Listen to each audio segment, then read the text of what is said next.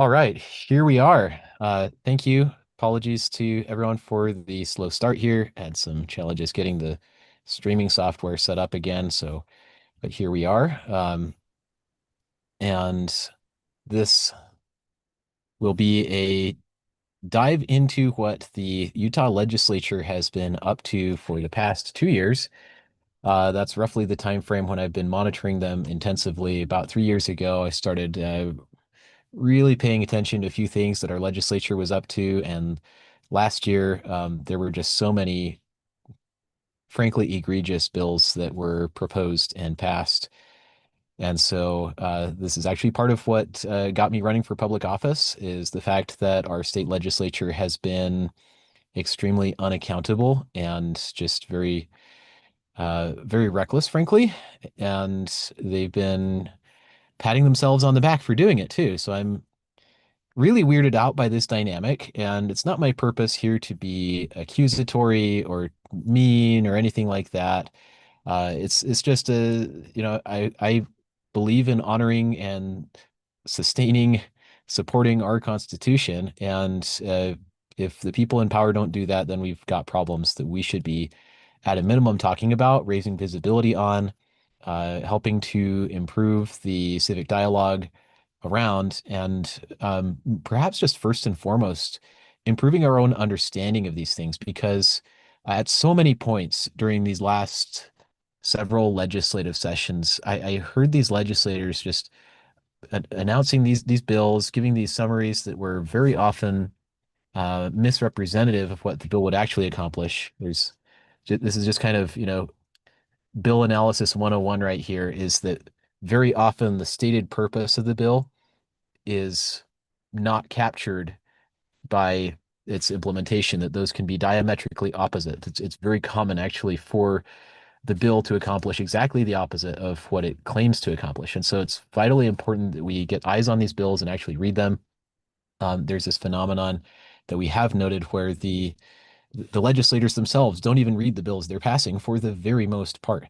And so I believe that with the amount of intensive effort that I have put into reading, analyzing, comprehending, understanding, and assessing the potential impacts of these bills, that it may well be, I can't uh, say this is gospel truth or anything, but it may well be that I've put in more effort than any legislator except perhaps Leah Hansen, who's made it her purpose, her mission to ensure that she reads bills before voting on them or before passing them. And if she hasn't had time to read it, then the answer is no, for very good reasons. And frankly, I'm a subscriber to that mindset. I don't believe that we owe it to anybody to pass their legislation. Um, that's disagree better on steroids, if you will. It's this notion that you're not allowed to disagree with people. You're not allowed to have principled objections. You're not allowed to even understand what's going on. You have to wear a blindfold. And that's essentially uh, what we're being asked to do when we are pressured into accepting or voting in favor of or speaking favorably towards bills. Um, I was asked at one point during the session, and just to be clear about my involvement this last time, I testified every single day that I was aware of anyway, that there were public committee hearings during this last legislative session. I've testified against dozens of bills now.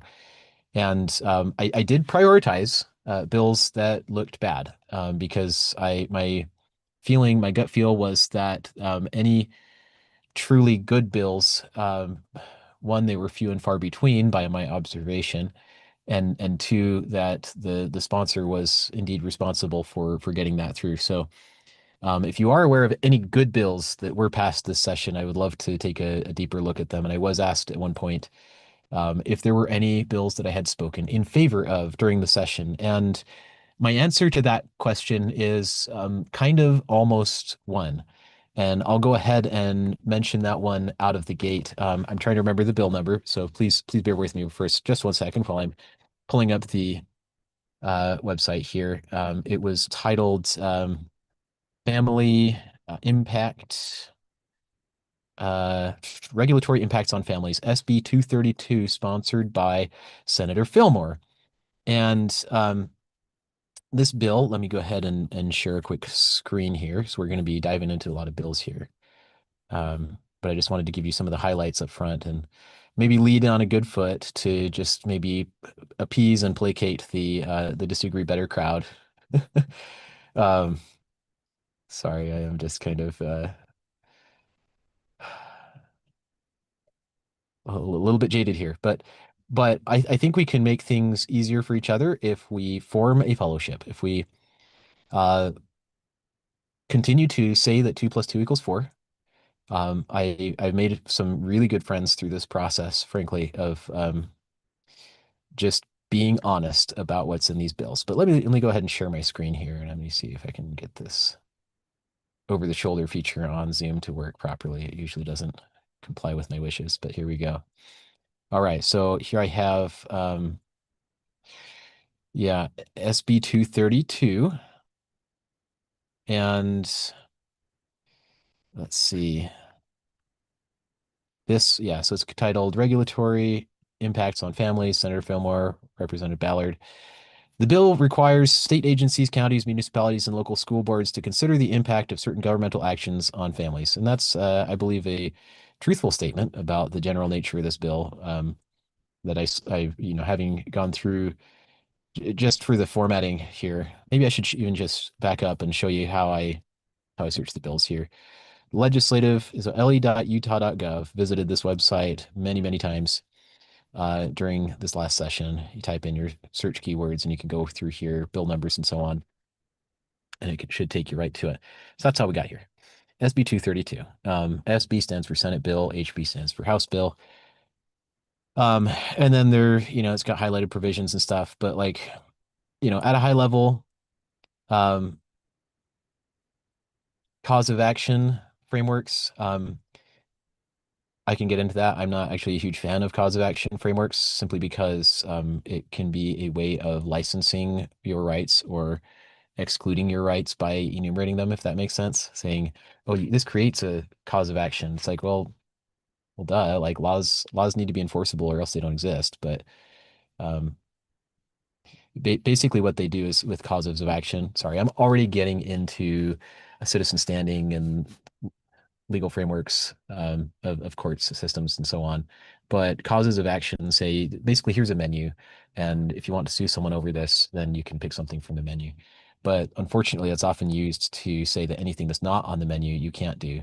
But the government still reserves to itself the ability, in some instances, maybe to choose things that aren't on the menu or to twist the wording of things. But anyways, let me just confine myself to this one bill. Sorry, I said I wasn't going to be pessimistic up front, right? Um, but yeah, just for example, each agency, this is a rulemaking procedure. An agency authorized to make rules is also authorized to amend or repeal those rules. So any rulemaking agency, and it says that before filing a proposed rule with the office, the agency shall consider the impact the proposed rule may have on family health, stability, and formation. So yeah, that's cool. Like I'll be honest, I love family health. I love family stability and I love family formation. I think those are excellent objectives if they're properly defined and considered. And so, of course, this is measurable here, right? But like, so and just to be clear about this, why I was happy about the idea that this was even being considered is that this actually comes from a talk from Elder Neil A. Maxwell, where he talked about that we should do family impact studies on acts of government. And this was 33 years ago. So this is a little bit late in coming, just to be clear. But I did applaud Senator Fillmore for, at least putting in an effort here to say you should consider these things as you go. And so I have no issue with that. I think that's a great idea. So we have all these environmental impact studies, but we should consider the effect of things on families. I don't think there's a better way, though, than to actually ask the families, because if you give the agencies themselves power to declare that their own actions have passed muster when it comes to family impact, then you could be giving yourself a false sense of security. And so that's something that I am concerned about with this. And there's another, I think it was a website by Natalie Klein. I'm trying to remember the name of it, where they were tracking bills from this session as well. And they gave this one a little sticker called Toothless Tiger. I thought that was really really good label for this because there's not really any enforcement mechanism and there's not necessarily a way to guarantee that this actually reflects what is good for families. But so, just taking the government's word for it is a non-starter. But so that was one that I was somewhat in favor of. But let me go ahead and just show you some of the stuff that I wasn't happy about because we're here to solve problems. We're not here to just like congratulate ourselves on a job well done. This right here is SB 124 child welfare modifications. And I hate this bill. This is let me get my emotional language out of it. Sorry. It is let me just admit it is genuinely difficult. This is one of the challenges you will wrestle with. We're all human. And when you realize what something or someone is doing or trying to do, or in some instances, hopefully, plausibly, like not even aware of what they're doing, um, you get concerned. You get concerned, and it's okay to get concerned. But let's just deal strictly in the facts here. I'm sorry if that's bland or boring. Maybe this is not super sensational, but like I want you to zero in on something in particular in this bill that's really, really grungy. Um, Okay, so the juvenile court may issue a child safety warrant authorizing a peace officer or a child welfare caseworker to view a child's home environment for signs of abuse or neglect, examine a child for signs of abuse or neglect, or interview a child regarding the child's health, safety, or welfare. Okay, this is very interesting. If it appears, bear with me through all the super dense legal jargon they're about to throw at you because it's intended as a distraction technique, and I'm going to show you how to cut through that distraction right here. If it appears to the juvenile court upon a verified petition, whatever that means, right? Verified petition, recorded sworn testimony, or an affidavit sworn to by a peace officer or child welfare caseworker, and upon the examination of other witnesses, if required by the juvenile court. Okay, so that's a mouthful. Let me just get rid of the weasel words here. Verified petition. Who determines that something is verified? Verified means true. It's been recognized as true. It's been identified as true. Who determines what is true? I'll give you a hint. In our Constitution, it's the jury. A jury gets to decide what is actually true. They're the only body authorized by our Constitution to say what is true in any kind of a controversy regarding facts of allegations of criminal negligence or anything of the kind, even in civil lawsuits, uh, except in cases that are lower value that can be routed to uh, a judge or if the jury is waived in civil cases, but it can't be waived in criminal cases. We'll get more into that. Um, Anyways, so a whole bunch of fluff, whole bunch of legal jargons to say, oh, you should totally trust us because we use this big flowery language right here. We're totally conversant in legalese. But here's the crucial bait and switch in this bill. Okay, so they're going to issue a quote warrant, a child safety warrant, and I think they changed the wording on what that was, but a warrant is right. I think they called it an investigative warrant at one point, and they got called out for that because there's no difference between an investigative warrant and just a warrant. A warrant is intended for investigation and search and seizure.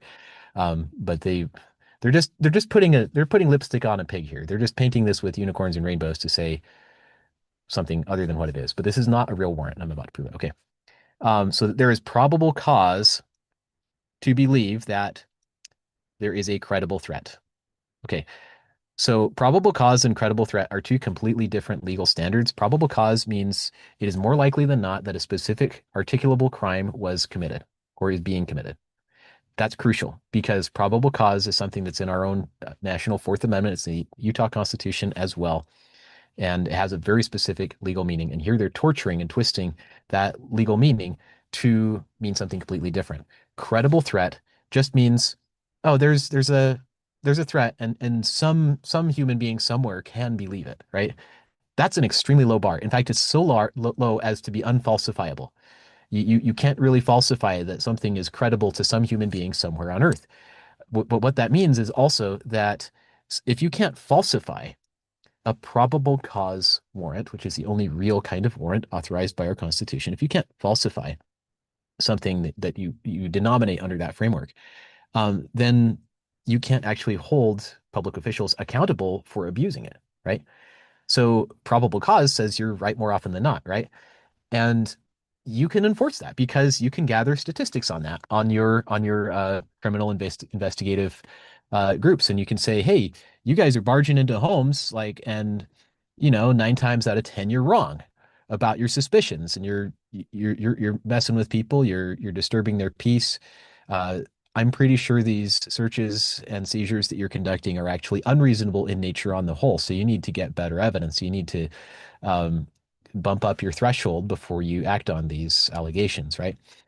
Uh, because you're causing more harm than good, right? So that's why probable cause matters a ton. But credible threat just means, someone can believe it. We believed it, and therefore, again, it's this self-congratulatory thing that they do so often in our legislature and in our government. But okay, so probable cause to believe that there is a credible threat, and this is something that I think they also threw in after some of the revisions here, supported by specific and articulable facts. Again, who's deciding the facts? Oh, it's just a fact just because we said so. You see, that's the way they use language in these bills. To the child's health, safety, or welfare. You notice there's no verdict here. There's no adjudication by any body that's actually authorized to make a determination of fact here. There's no grand jury involved, right? Okay, all right. And we're going to get into trial by jury and grand juries as we go. But to the child's health, safety, or welfare. And it is, there's no and here, but it is necessary to view, examine, or interview the child to ensure the child's health, safety, or welfare. And the peace officer or child welfare caseworker has made diligent efforts to ensure the child's health, safety, or welfare by other legal means, but has been unable or not permitted to view, examine, or interview the child to ensure the child's health, safety, or welfare. Now, yeah, that's hugely problematic wording right there, because I mean, if you look at that, this is why I call this one the big bad wolf bill, because in a nutshell, SB 124 is saying, we can invite ourselves into your home to forced entry to gain access to your kids and to your home anytime we like, as long as we just vaguely believe with these, okay, vaguely but specifically, right? Specifically with articulable facts that we claim are specific and articulable, right? We believe there's a threat to the child's health, safety, or welfare, and we think it's necessary. Well, of course, somebody who wants to gain access to your home by force can believe that it's necessary, right? And we've tried to do it before. So I've called this we've tried to contact you. We've been trying to contact you about our extended warranting, right? Um, and this is why I say it's also little pig, let me come in. And if you don't, then I'll just blow your house down. Right? That's exactly what this is. Little pig, let me come in. If you don't, I'm going to blow your house down anyway. And we're going to get access to your kids anyway. The very fact that this bill was even proposed at all, and that they kept working on it to try to tweak the wording and make it seem palatable while keeping all of these egregious erasures of warrant requirements and forced entry, like without probable cause of any actual crime. So that's what probable cause means. Again, like that is absolutely horrendous and despicable. It is pure evil. So that's why I'm doing this. I'm not going to sugarcoat that. Like if I sugarcoat this, if this bill had passed, and thank goodness it didn't, we owe that victory to Tina Horlocker. She provided the entire state legislature, as I understand it, with transcripts of that proved that DCFS was trying to take her children away under false pretenses. And that needs to see the light of day more. That needs to be circulated more. That needs to be shown more, because I am assured that the evil that originated this is going to try this again. Like you don't get me wrong. I believe that there are people who are well-meaning but just misguided about like what is the appropriate scope of powers in government.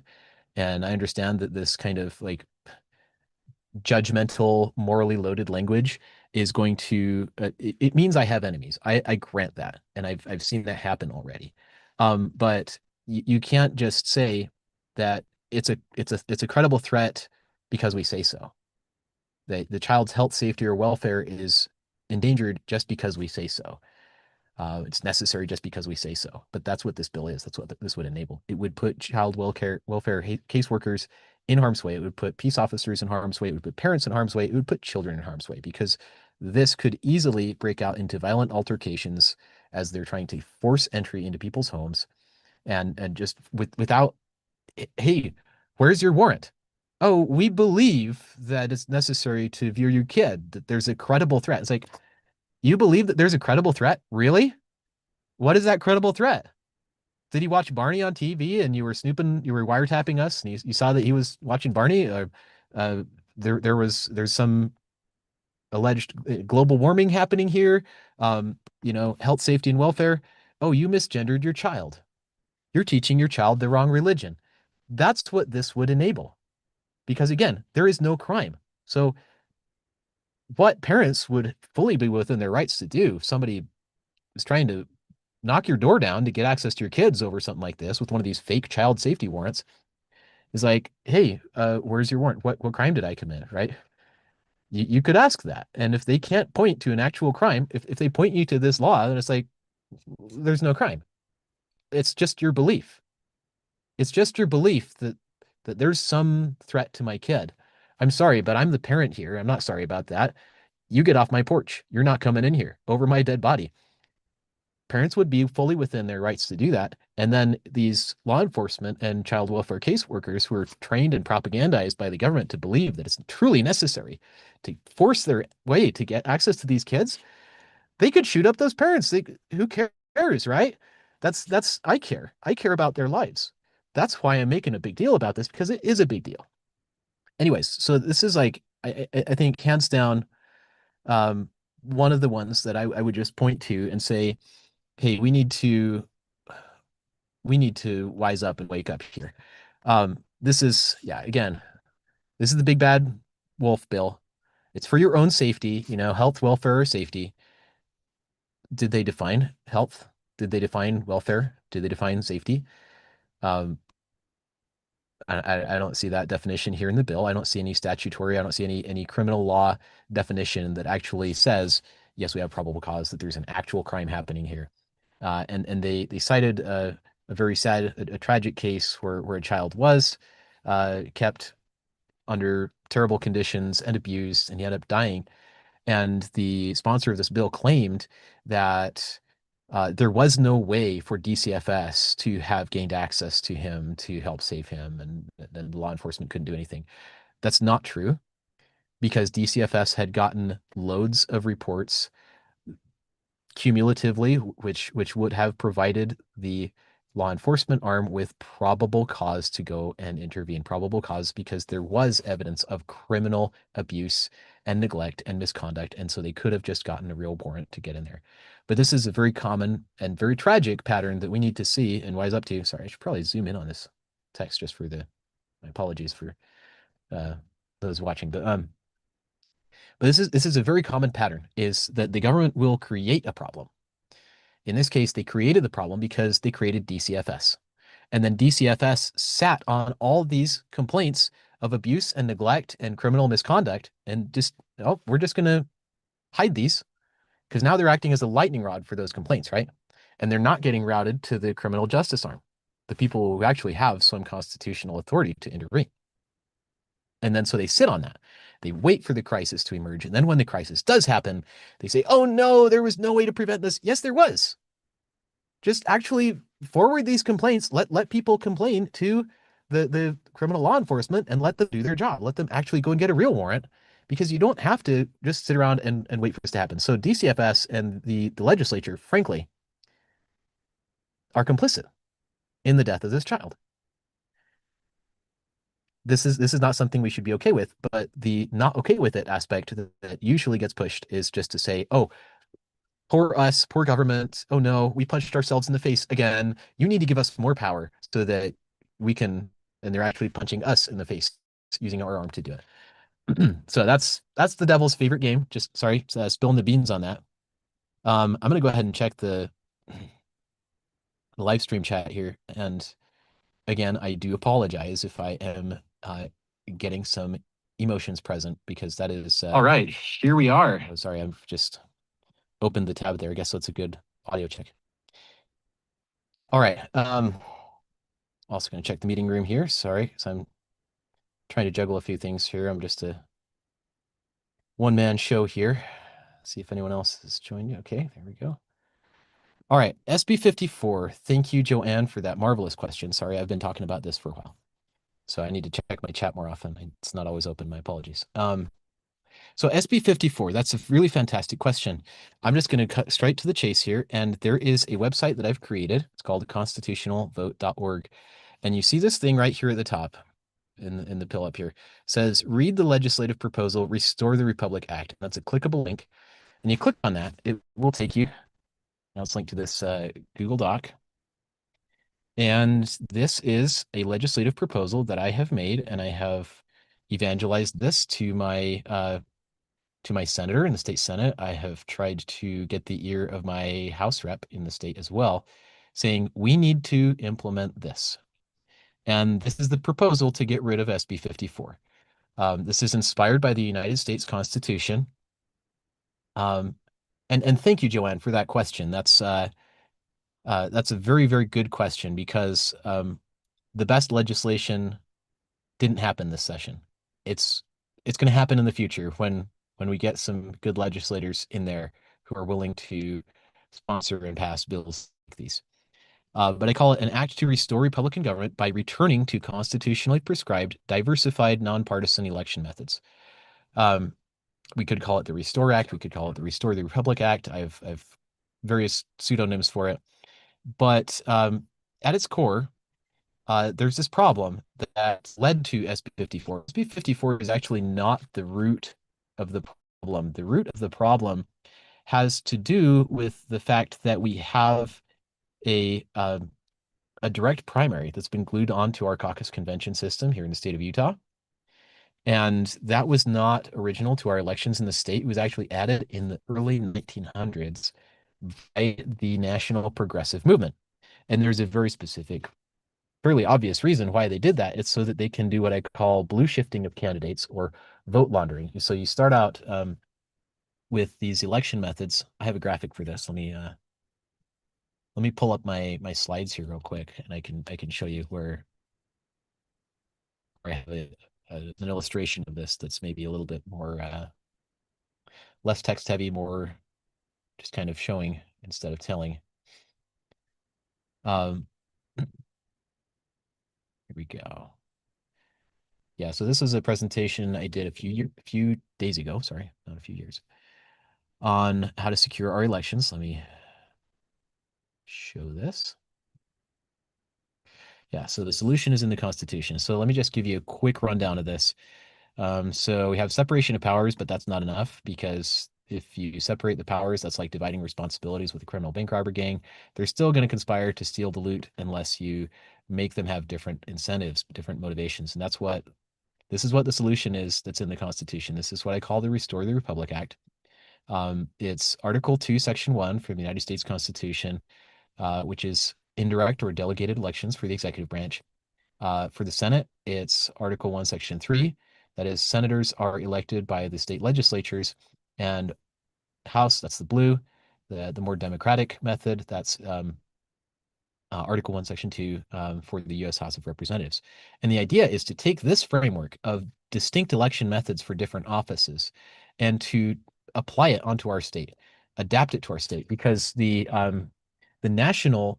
Federal Electoral College was actually inspired by delegated elections in the states.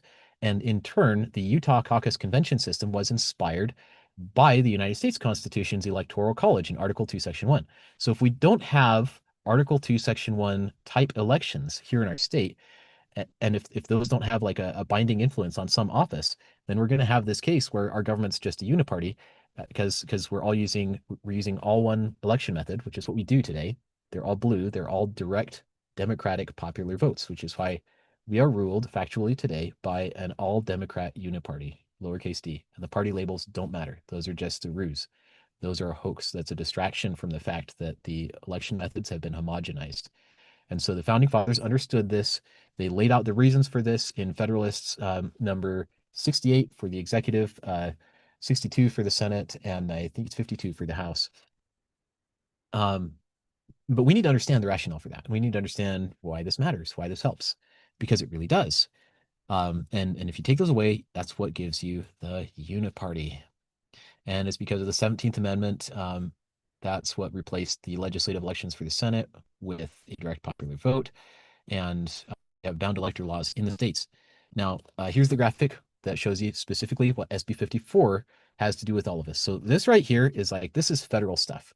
This is part of the reason why I pivoted to doing a federal race is because we need to raise these same issues at the national level because the exact same principles that would fix SB 54 would also rein in Washington and stop it from being a uniparty at the national level as well. But so this is what we're doing. We're doing the grafting into the branches here, so to speak, right?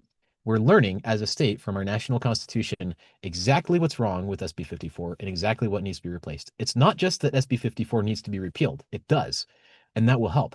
But the Count My Vote movement still has these criticisms. So, and this is the argument, this strategic argument I've heard from those who are trying to get SB 54 repealed is that, well, we could just try to pass a bill that will get it repealed, but then Count My Vote's just going to do a ballot initiative to get the caucus convention system repealed. They don't have a right to do that if, as long as we are actually a private party, right? Which this is part of the problem. I'll get more into the party dynamics later, but that's a poison pill as well. But the reason why this addresses Count My Vote's concerns, the reason why this can be effective as a solution is because it does address and resolve the concerns of Count My Vote that were allegedly nominally behind the passage of SB 54, such as, party control over the election, party insiders making decisions, and the fact that it's a less accessible form of election in their view, right? Well, if you want to make caucus convention more accessible, then you actually need to advertise it on the government website, which there was a bill, I'm not remembering the name of it right now, that I did speak, I guess, somewhat favorably towards as well. And that was the one that would make our state, our November elections day a state holiday. And so that was a proposed bill. In the public hearing on that, I said, well, why don't we make caucus night a state holiday as well? Because if you go to the lieutenant governor's website, they do not advertise caucus until like they have something on their website a couple days before, a few days before. And even then you click on it and it would just go to the primary website. And then you click, anyways, it eventually did get some people there, but it's kind of a funnel that would divert people away from the caucus. And this is part of the reason why our caucus is so poorly attended, is because our government does not even advertise it, even though it effectively controls it in so many ways. And part of that is through signature gathering, which is pay to play, but it invokes signature gathering as a lever that inflicts a direct primary on candidates and causes the true red Republican candidates, lowercase r Republican, to fall through this trapdoor. And then you have the fake the blue candidates, the Spencer Coxes and so on, they're rhinos. They just did paid signature gathering to force a direct primary. Direct primaries are more about, they're decided by name recognition and campaign spending, and that's how the true Republican red candidates get thrown down a trapdoor. And this is how it gets blue shifted. This is how we get vote laundering, right? Vote laundering graphic right here. So the solution is just restore these independent election methods. The reason, again, why this addresses those concerns by Count My Vote is, hey, you want all blue elections? That's great. You can have some all blue elections. That's what the House of Representatives is supposed to be. And so if you want those super accessible, open to the public, they could even, as a compromise for now, maybe even keep mail-in balloting for that election only. And then as long as we get to have a nonpartisan delegated election for the governor and lieutenant governor. If we were to do that, then we would, in essence, guarantee that we get a Republican leaning, lowercase r, candidate elected for our governorship every time, because the method itself is what defines republicanism and democracy, respectively. A pure plebiscite, that's a vote, that's just a direct popular vote where everyone is just voting on the question without any delegation or representation there. That's a democratic vote. Whereas a vote where you're voting for delegates, an indirect or delegated election, that's a more Republican election, lowercase r. And then as long as we have our Senate chosen, in this case, I've in my proposal, let me jump back to that, and the Restore the Republic Act, I did propose a Utah constitutional amendment to say, let us have our Senate elected by, sorry, I'm kind of going through here fast. Zoom out a little bit.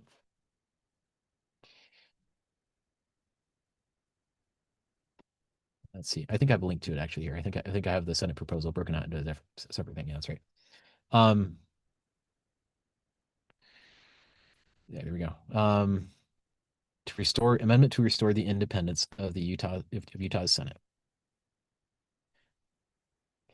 So yeah, my proposal here is to say, let's have them be elected by municipalities. So you could have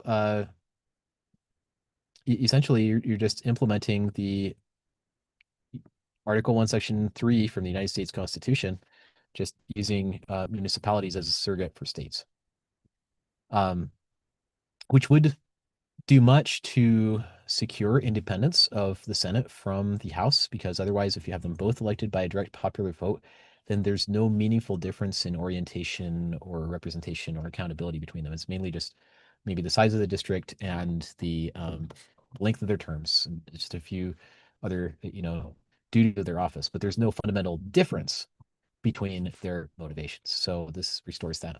And then restore Republican elections in Utah. This is for the governor and lieutenant governorship. And if we had followed this, then Phil Lyman would be our he'd be our governor right now in all likelihood. So anyways, so this is the proposed amendment for that as well. So two constitutional amendments. And then here's this doesn't answer your question about SB 54, but there are two other prongs to this that I could maybe get into at the help that are state level, but help with federal elections as well. Hopefully that does something to answer your question, Joanne, about SB 54 and what we can do about it. I have yet to hear back. I have emailed, messaged the Count My Vote people about this, saying with a link to it, saying, what do you think about this? I have yet to hear back, but and frankly, people need to be willing to come to the table to discuss compromises like this. And I will frame it in some as a compromise, although I don't really like to, I wouldn't lead with that, because it's not like we're giving up any power by doing this. It's not like we're giving up any of our sovereignty. It's, in fact, we're restoring the independence of the of our government. We're restoring our independence and our ability to have checks and balances on the government instead of on us. So, but yeah, this is what SB 54 is really all about. It's about triggering this direct primary, which is more of a democratic method. That's why it matters, is because if people can pay to get on the direct primary ballot, then you'll get Democrats elected every single time, lowercase d. That's why it matters. And it's just that they used to have a threshold coming off the caucus convention. They still do, 60% threshold today. When they first added the direct primary back onto, when they added it onto the caucus convention, they had an 80% threshold, which is very aggressive. You'd have to do super well with the delegates basically to avoid a direct primary. And so that wasn't easy enough for them to cheat. So they decided to do this pay to play signature gathering because they have the national super PACs and international funding that are behind candidates like Spencer Cox. So all this out of state, out of country money, just to squash the voice of the delegates. And that's very significant. We should not be naive to that. But the solution's in our Constitution. Like I say, Article 2, Section 1, Article 1, Section 3, Article 1, Section 2. That's the solution. You have these independent methods, and I think the 250th anniversary of the Declaration of Independence would be an excellent year for us, the delegates, to restore the red, white, and blue to our elections, because this is what would, like James Madison said, ambition must be made to counter rival ambition. So the idea of the founding fathers is, yeah, we know they're criminal bank robbers, but let's at least make sure that they're representing different rival gangs. And that way we will slow them down and make it not as easy for them to break into our jewels. So hopefully that answers the question about SB 54. That is my legislative proposal. Sorry, I don't know that I have time on the live stream to read the entire thing, but there's a whole background on kind of the problem statement here, misrepresentation, simple outline of what exactly the Constitution offers us that is very different from the current system. And yeah, constitutional amendments, legislative rationale, Republican form of government, which we do not have today.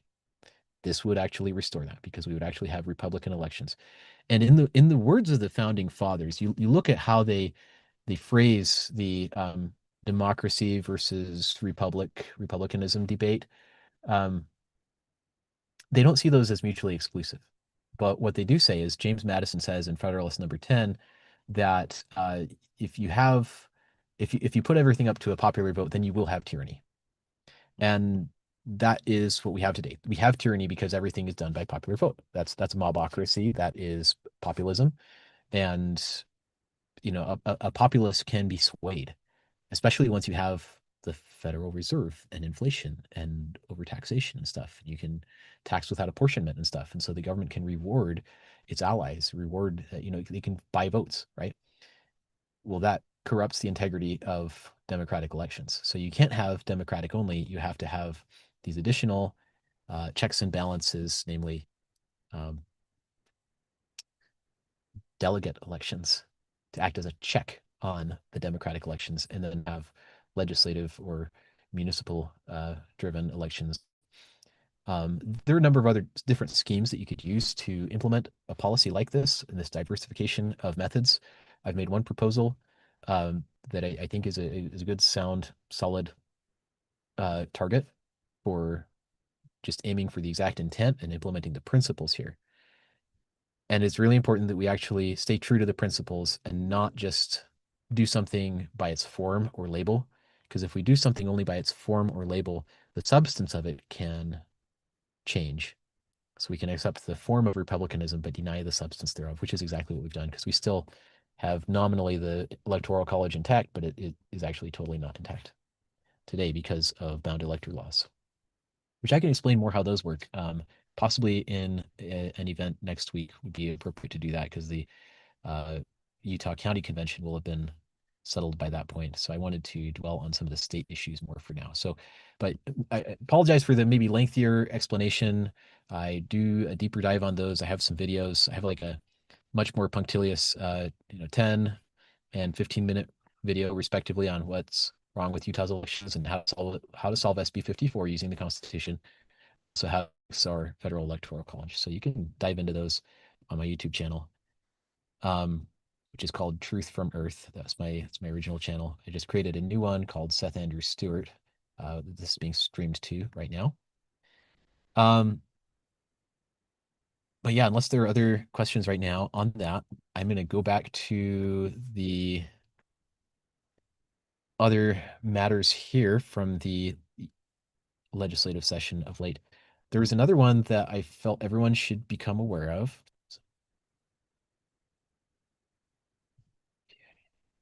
It's called municipal elections. Yeah, 548, Representative Stoddard. And man, I saw this one and it got really weird. Because I'm gonna just show you the original version. This is something you have to watch these bills like a hawk. It's exciting. Okay, the original form, yeah, the introduced version of the bill. So you go down to this side here, sidebar, and you see all the different versions and the monkeying they've done with it. One of my favorite features on this website, by the way, thank goodness for programmers, because they won't just blurt out the whole text of the bill. They show colorized, what text is deleted by this bill, what text is inserted by this bill, and the black text is just what was already there in any given section of the code of the law. Um, what HB 548 would have done as originally proposed is to restrict the conditions under which a primary could be held in municipal elections, saying you can only do it if it's authorized, which may be redundant, but if the number of candidates for the municipal office exceeds twice the number of individuals needed to fill that office. Which, I mean, one could argue is reasonable. And you could say maybe that's reasonable to begin with. Although whenever something like this comes up, I always feel inclined, if you know of a better solution, if you know of something that's like more constitutionally sound, go ahead and just blurt it out, get the idea out there. Um, I'm just going to say this, primary elections at all are not original to our republic. They just aren't. You look in our Constitution, where does it ever mention primaries? It doesn't. They're unauthorized. They're not pursuant to any enumerated power. And this was actually pointed out. I think there was some good stuff in the committee hearing. There were some good points raised.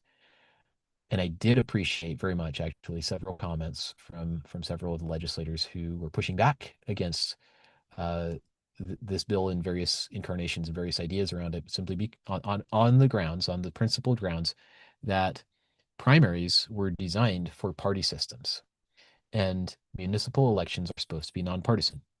I think that's a very good statement of value. I think it's a very good statement of fact.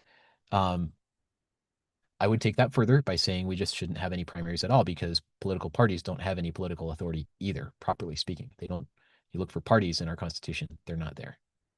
In the national constitution, parties began to be mentioned in our state constitution. I'm not sure I know which exact year those were introduced, but they were introduced with succession laws. Say somebody dies while in office or something, then someone else from the same party gets appointed to fill the vacancy, which um, every law respecting a political establishment, a political party, is contrary to the ethic of our Constitution. It's contrary to the principles of our Constitution because then that's why I had the Animal Farm reference there actually in this one. Bill proposal here is bill. Um, it's not technically a bill yet because no legislator has taken it up to run with it, but um, saying all animals are equal, but some animals are more equal than others. So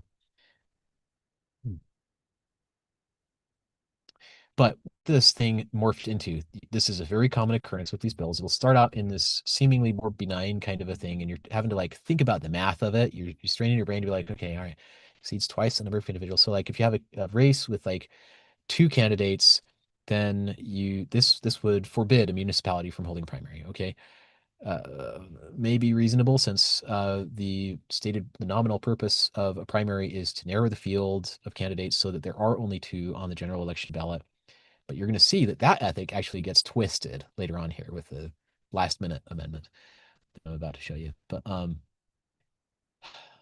hopefully this isn't like too convoluted. I'm just kind of dumping some of my reasoning here and like kind of a lot of the stuff that I ran into here so that others don't have to be as bewildered.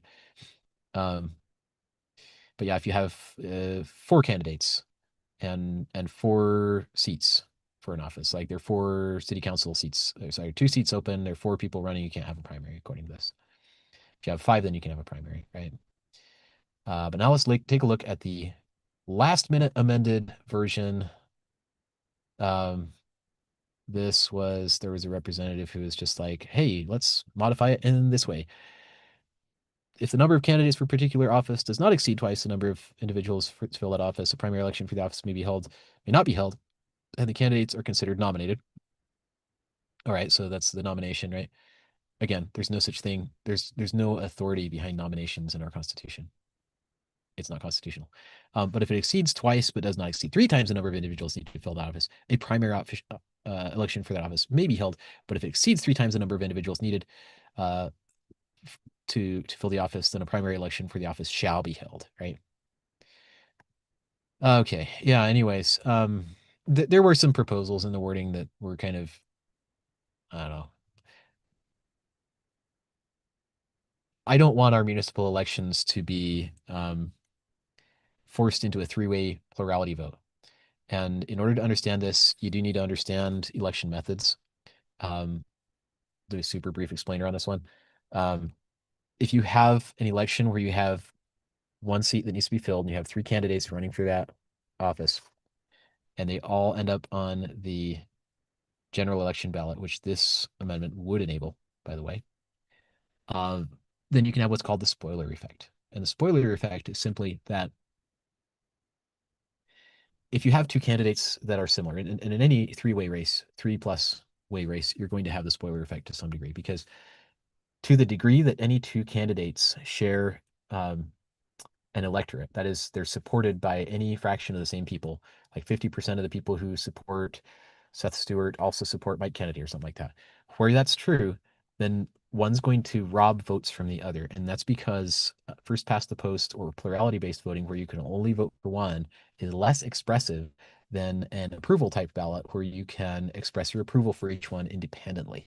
If you can do approval, then you can circumvent this problem, and then I would be totally fine with any number of candidates showing up on a general election ballot because they wouldn't be taking votes from each other. But under first past the post or plurality, where you can only vote for one, it's typically taught through this simple analogy of Star Wars. There's Darth Vader versus Luke Skywalker. Luke Skywalker has 60% of the vote. Darth Vader has 40, so Luke wins. Boom, ta-da! But then Leia Organa enters the race, and she gets 30% of the vote, but she's taking that all from Luke Skywalker, so he's only got 30. So it's 30, 30, 40. And then Darth Vader wins, right? That's the spoiler effect. That's why plurality is super crummy. And that's actually what gave us the two-party system is the 12th Amendment. So this is one of the things at the federal level where I am against the 12th Amendment. And show you right here. Yeah. Approval voting is in the United States Constitution for the Electoral College. And that's why it was changed in 1804 by the 12th Amendment to give us the two-party system. And that's because of the spoiler effect. So I don't want that same thing happening to our municipal elections. That would be disastrous because that would effectively force a lot of our municipal elections to become partisan, which is why I object to things like this, to where you could have a three-way municipal election with a plurality vote. But it's also just for you election nerds out there, for any election bill that's monkeying with primaries or the number of candidates or the methods, the way the votes are tallied, which they rarely do. So they just usually assume that that's plurality has been like the only kid on the block for generations in most jurisdictions. We just don't know any different. So we're kind of scared to try different things or go back to the Constitution because it was actually in there and it totally worked. Um, but what we should realize is that the question of the election method to use, like in your general election or whatever, which should be the only election there is, should just have a one and done. Um, and for caucus convention style, that's the one and done, right? So it is delegated. You can have two stages to it, still have it one and done. But the election method is coupled with the number and types of stages. And that is why, again, we really need to understand why are we voting three times in each election? Like if you would go to caucus, you're voting once for your neighbors. If you're a delegate, you vote again for the candidate to nominate. And then if there's a direct primary, you vote again to narrow the field of those candidates using a democratic method.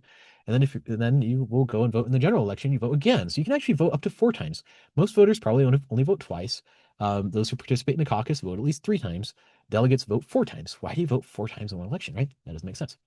And it is okay to vote multiple times if you have a delegated election because that necessarily means that you're voting first for your delegates, and the delegates, if you are one, then they go on to vote for the candidate. That's explained in Federalist number 68 because you get better quality candidates elected because delegates are more selective and more discerning.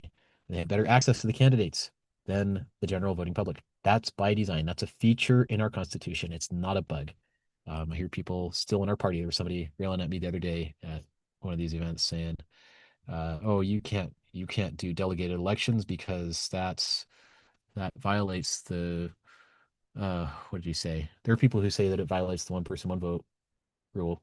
It doesn't, properly considered, it doesn't violate any representative provision of our Constitution. It's actually mandated in our Constitution. In fact, their interpretation of that rule that was invented by the Supreme Court would preclude indirect elections. So, yeah, there was some monkeying with the election methods here, and I did not like that. But I do think it is really important to have some dialogue. So I actually invited the good representatives who were involved in this, Representative Sutter. I don't think I invited McKell because he wasn't in that particular meeting, but the committee members that had spoken to that, I emailed them and said, hey, let's have a discussion or a debate about this because I want to be really careful if we're just kind of saying we're going to do it this way. Let's talk about alternatives because we'll make better choices when we consider alternatives. Okay, I'm just going to check the chat here again, see if anybody wants me to pivot, but the far and away the biggest concerns that I had this legislative session have to do with um, defendant rights. And defendant rights, I'll send a message to someone real quick.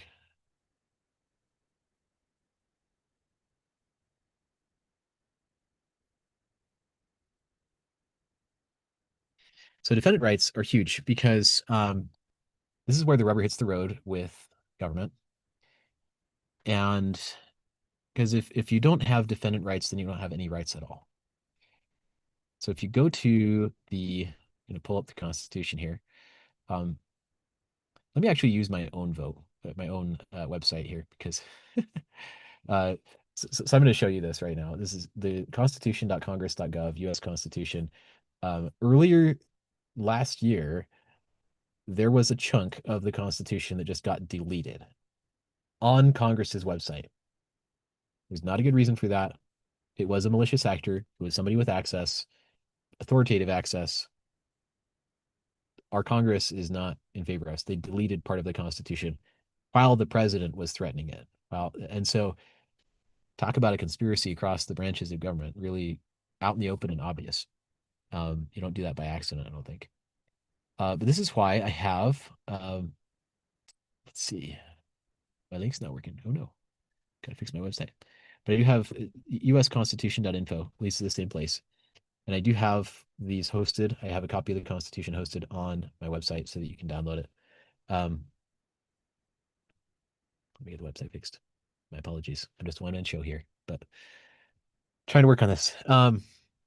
Yeah, so amendments 4 through 8 in the United States Constitution, I absolutely love because they have to do with protecting people who are suspected, accused, or convicted of a crime or other wrongdoing. And this is not fashionable in the Utah Republican Party or the national GOP at all to talk about or stand up for defendant rights at all. Like there are some people in the party who will give lip service to and genuinely be in favor of sustaining Fourth Amendment guarantees of, against unreasonable searches and seizures. And yet the Republican Party just keeps on implementing all these ridiculous incursions anyway. Like somebody mentioned, city provo to spend a whole bunch of money for more police surveillance cameras and stuff like that. And I'm just like in public spaces, and I'm like, you know what? Do we really need to have a police state? No, we don't. No, we don't. And yet the Republican Party is leading the charge to install a police state. Both of the parties are super complicit in this, which is one of the reasons why I say you gotta watch out for partisan election methods too. So they're very corrupt. But yeah, the Fourth Amendment, we've already covered this one fairly well, I think, with SB 124. A child safety warrant or an investigative warrant or whatever that's anything different than this is not a real warrant. It's fake. This is an express prohibition. It says no warrants shall issue, but upon probable cause supported by oath or affirmation, and particularly describing the place to be searched and the person or things to be seized. Okay, what is probable cause? It's not some squishy thing. Could we get any clearer? Maybe, but this is simple and it's already clear. And the way the founding fathers understood it, no, you couldn't just say, oh, there's a credible threat, right? And we got to understand that. We got to understand the language of the founding fathers, because otherwise we're going to drift and we're going to effectively amend the Constitution through our misunderstanding of language, through our pejoration of language, through distortion. And this is one of the reasons why public schools are so pernicious. So you give the government power to indoctrinate your kids, and they're going to change the meanings of words over time. And they're going to, in effect, amend the Constitution through ignorance by changing the meanings of words. That's one of the several tools that they have to amend the Constitution. And by the way, that was one of my least favorite terms from this legislative session that was tossed around like a piece of candy. It was, oh, we want more tools in our tool belt to do X, Y, Z. And I'm like, no. Due process is always one track, just one. There's a single track justice system in America, and it is the due process that is specified, outlined, required by our Constitution. You don't have, oh, you can do this or you can do that. Um, there was a bill. Let me see if I can recollect it. There are just so many bills that monkeyed with the ability of, let's see, of juries to assemble and be vetted. And let's see, give me a second. I'm responding to something. Okay. All right. But yeah, it's we've had this. Let me see if we can find the bill. Um, I apologize for kind of bouncing around. I do have a work in progress master database of all the bills that I would love to just share with you and just go from there. But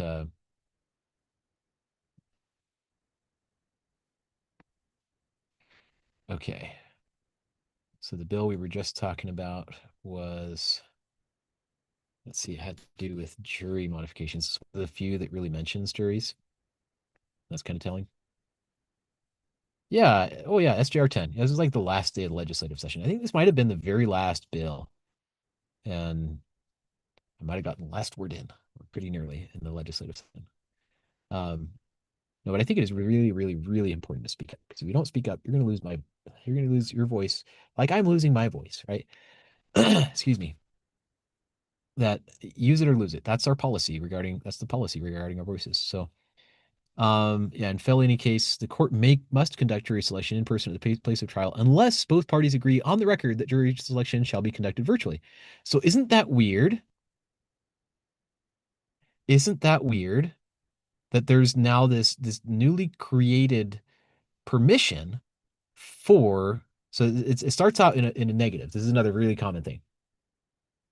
This shall never happen unless, right? Always look at that unless, because what they're actually doing here is they're creating some new permission that didn't exist before, and it's going to be a weasel. It's going to be a multi-track system pretty nearly every time. You gotta be really careful about this. Okay, so your legal strategy should never affect the jury selection. The jury is supposed to vet itself. Jury selection is supposed to be impartial. But if you have two attorneys that are conspiring together, and by the way, they're both government licensees, we'll get into that in just a minute.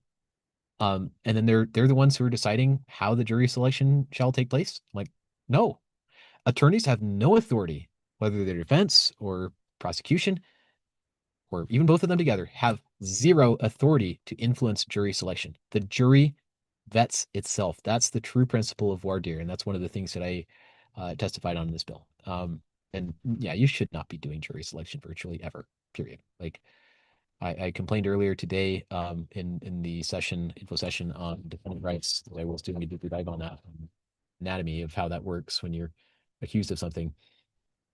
Um, yeah, they're so accustomed to doing trials remotely and stuff. And I'm just like, no, no, that's not good because that's not as it doesn't actually fit the description of speedy public trial by an impartial jury when legal strategy can affect the selection of the jurors.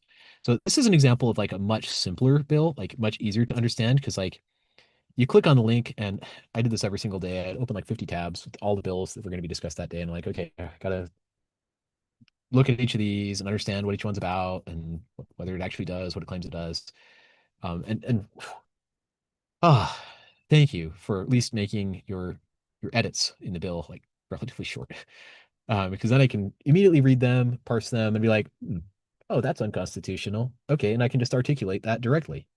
It is that simple at some points. Just be like, okay, is there a constitutional dispensation for virtual jury selection?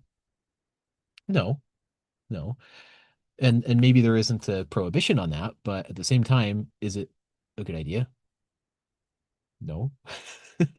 And if anyone disagrees, we should have that conversation. But like criminal justice is not about efficiency, it's about fairness. And it's about not it's about never doing anything that would violate the presumption of innocence. And do the parties agree? Do the parties have any authority to influence the jury selection? No, they do not. They do not have that authority. And that's just as plain as day. And this is the way like most of the bill analyses would go. This is like a much simpler example than many of them, but like I want to I want to give everyone some hope that you can actually do this because it's totally doable. You just have to like be able to read. You go to the website, you look at their sessions, their committee hearings, which yeah, I would just use the calendar, right? Oh man.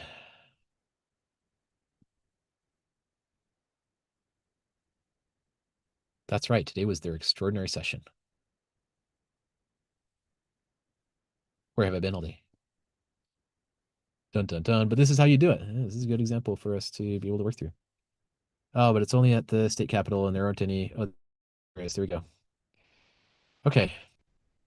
So this doesn't look exactly like a typical public committee hearing meeting, but they would have meeting materials here, and they typically have the bill number and then the name of it there, and you could click on it, and you could join by audio and video here, and join a Zoom meeting and so on, and watch the video and audio and get transcripts on it. It was kind of a slick interface. Really grateful for the people who have put that together.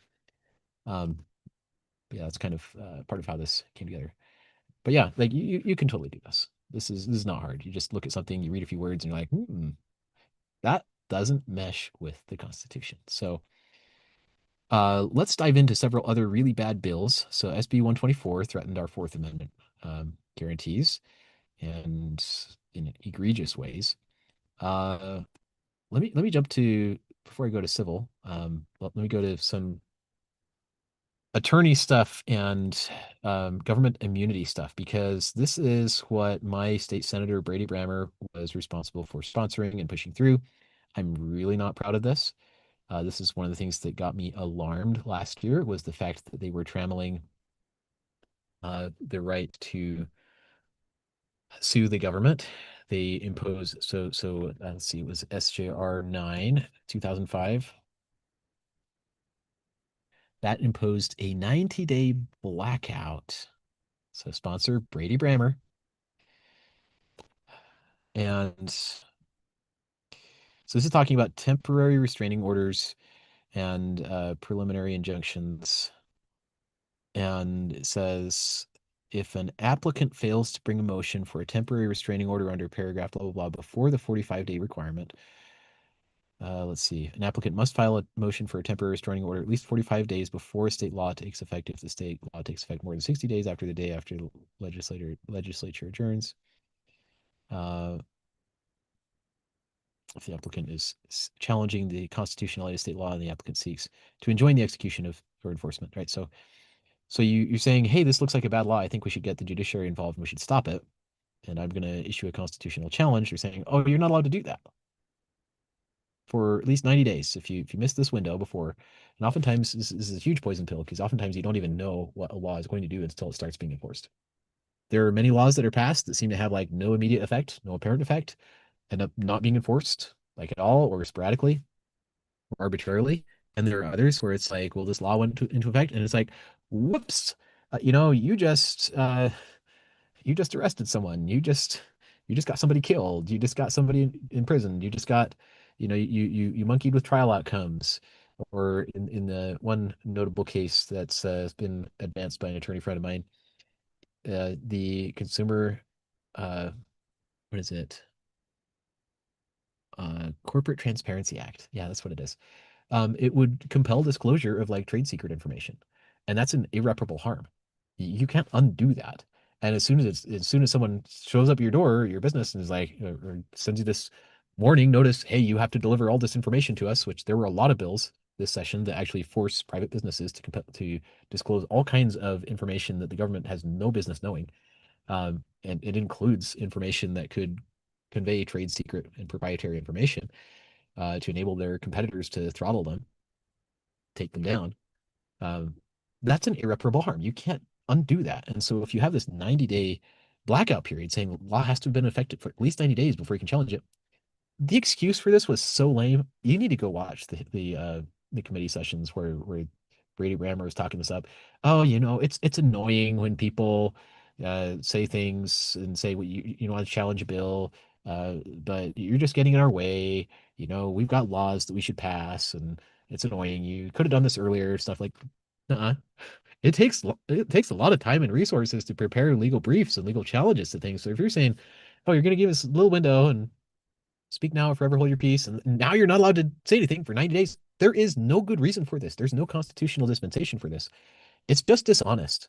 It is flatly dishonest.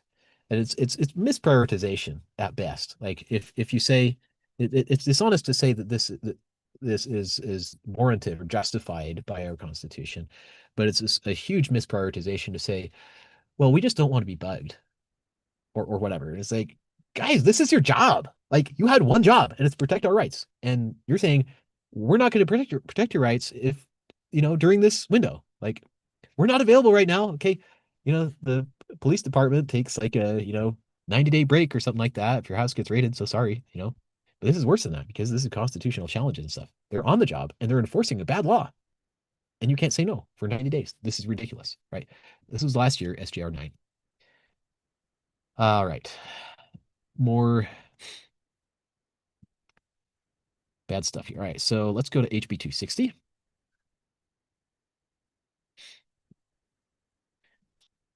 Yeah, there we go. Unauthorized practice of law amendments. This was Representative Lubay, floor sponsor Brady Brammer. So he's got his fingers in a lot of these pies, and this is not something that he's been talking up very much. And for good reason. But the pretense here. So so unauthorized practice of law. Well, just right out of the gate, this bill does actually tell you more or less what it's about, saying you're not allowed to practice law unless we give you permission to. I'm sorry, but not sorry. That's not pursuant to any enumerated power in our state constitution. You can practice law and be whoever you want. Like this, we're all authorized to practice law. Period. And I know there are people who disagree with me, and it's predominantly lawyers who are bar certified and stuff, and who have special permission from the state. It's because they have a conflict of interest there. They're beholden to the state government for their livelihood. So of course they're going to defend that. And of course they're going to try to go after people who are like, well, I can read the founding fathers. I'm literate. I can read and understand a law. And this is probably one of the biggest things that I'm trying to get across here is to give you all the confidence that you 100% can read and understand laws. You can totally read and understand laws for yourselves. And you don't have to be a member of the government's special in crowd or be on one of their licensees in order to read, understand, and even apply laws. And some of the proof for this, by the way, is, let's go ahead and look up Thomas Jefferson. Thomas Jefferson has a quote where he says, the jury may undertake to hear law. They can decide. Yeah, there we go. I love it. Okay. This is so good. Let's go to any of these websites, maybe. All right. Oh, so good. There we go. If the question before justices of the peace or whatever relate to any point of public liberty, or it be one of those in which the judges may be suspected of bias, the jury undertake to decide both law and fact. I don't think this applies only to justices of the peace, but because this is a general power of the juries. It is left to the juries if they think the permanent judges are under any bias, whatever, in any cause, to take on themselves to judge the law as well as the fact. They never exercise this power, but when they suspect partiality in the judges, which is the norm, by the way, today, and by the exercise of this power, they have been the firmest bulwarks of English liberty. Okay, so is that practicing law, right? Maybe not according to some definitions, but practicing law entails that you understand law, that you're literate, you're capable of reading and understanding law, right?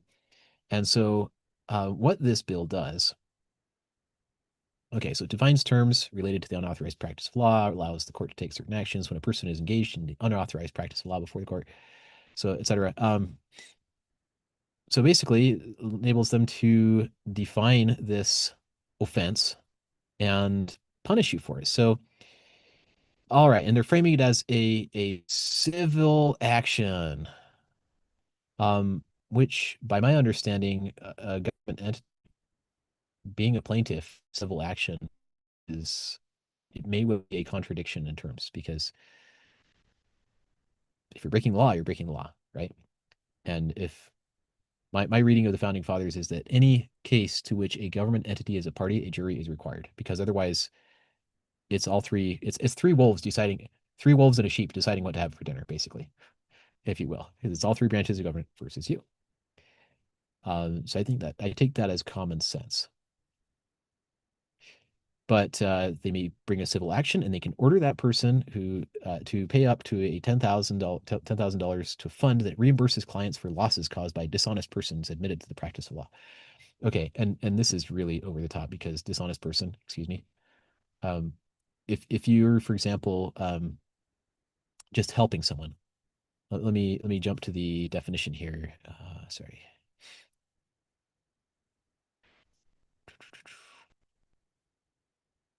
Where do they define it? Unauthorized practice of law means this. Okay. Let's see. Let me do a word search here. Unauthorized practice of law means conduct that is a violation of subsection 2. Okay.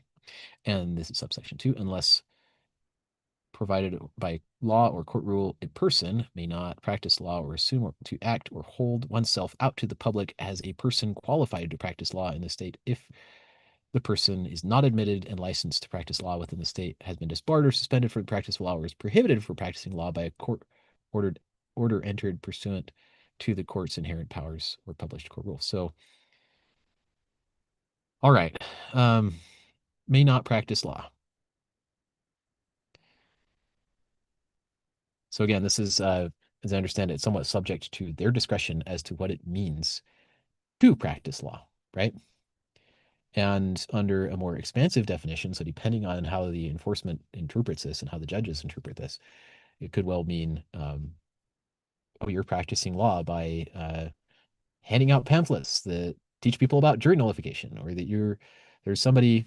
I think the guidance I was given on this actually was to say that a the unauthorized practice of law would extend only to actual cases where someone has been accused of something, or someone is a plaintiff injured in some case who's trying to file a civil suit, any one of those kinds of things, but not necessarily just giving general precepts. Um, at the same time, this makes me uncomfortable because according to Joseph Smith, we're all lawyers, right? I'm a big lawyer, right? And so say I. I'm a big lawyer too, right? And if I'm going to be fined $10,000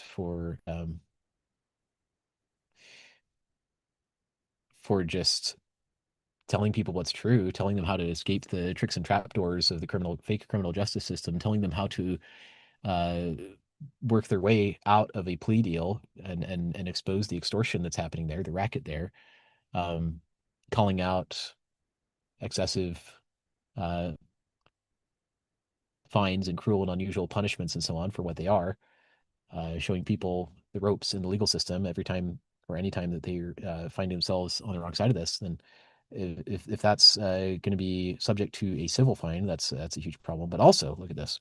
Um, and it says, except as provided in subsection 8b, a person who engages in unauthorized practice of law is guilty of a Class A misdemeanor, right? So Class A misdemeanor or a third-degree felony, right? And falsely representing to a client that the person is licensed or otherwise authorized to engage in the practice of law. So I'd become a felon just for telling the truth, because the truth is I'm authorized to engage in the practice of law. I'm just a person, but the Constitution does not allow our government to prohibit people from practicing law just because, whatever reason. Like, so making people into felons because they're like, hey, I understand law. Sure, I can help you. Let me give you assistance of counsel, right? So that's a huge problem. So if this is stacking the courts against defendants in particular and non-governmental entities, because uh, what is typically going to happen here is that both sides are under this provision, both sides of any controversy have to be represented. Either they're self-represented, which means they don't get the assistance of counsel, which is unconstitutional, or both sides are part of our government licensees, so they're part of this government's combination here. So that's not appropriate. They can't license that, and this would criminalize and even felonize departures from that. So um, the truth is, you are authorized to practice law, yeah, and you shouldn't be criminalized for volunteering to help a friend prepare legal briefs or plead a case or anything, right? And so this is one of the many bills that our legislature has been doing this, and it's not only a recent thing, but it's been accelerating at an alarming pace in recent years. Is this unauthorized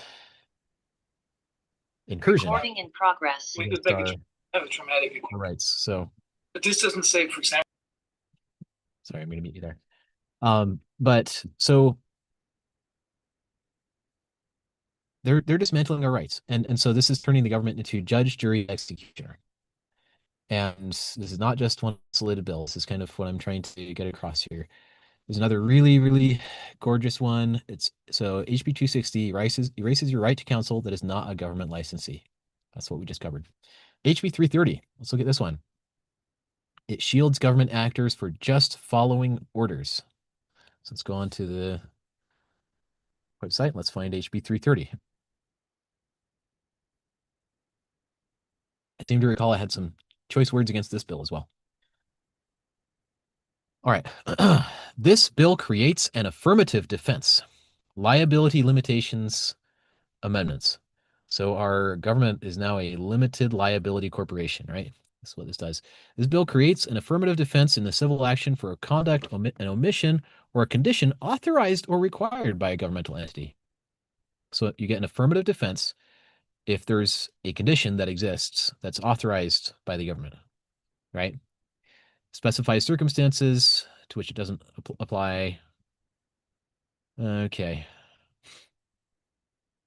It does not eliminate a duty to exercise reasonable care, but that's just fluff language.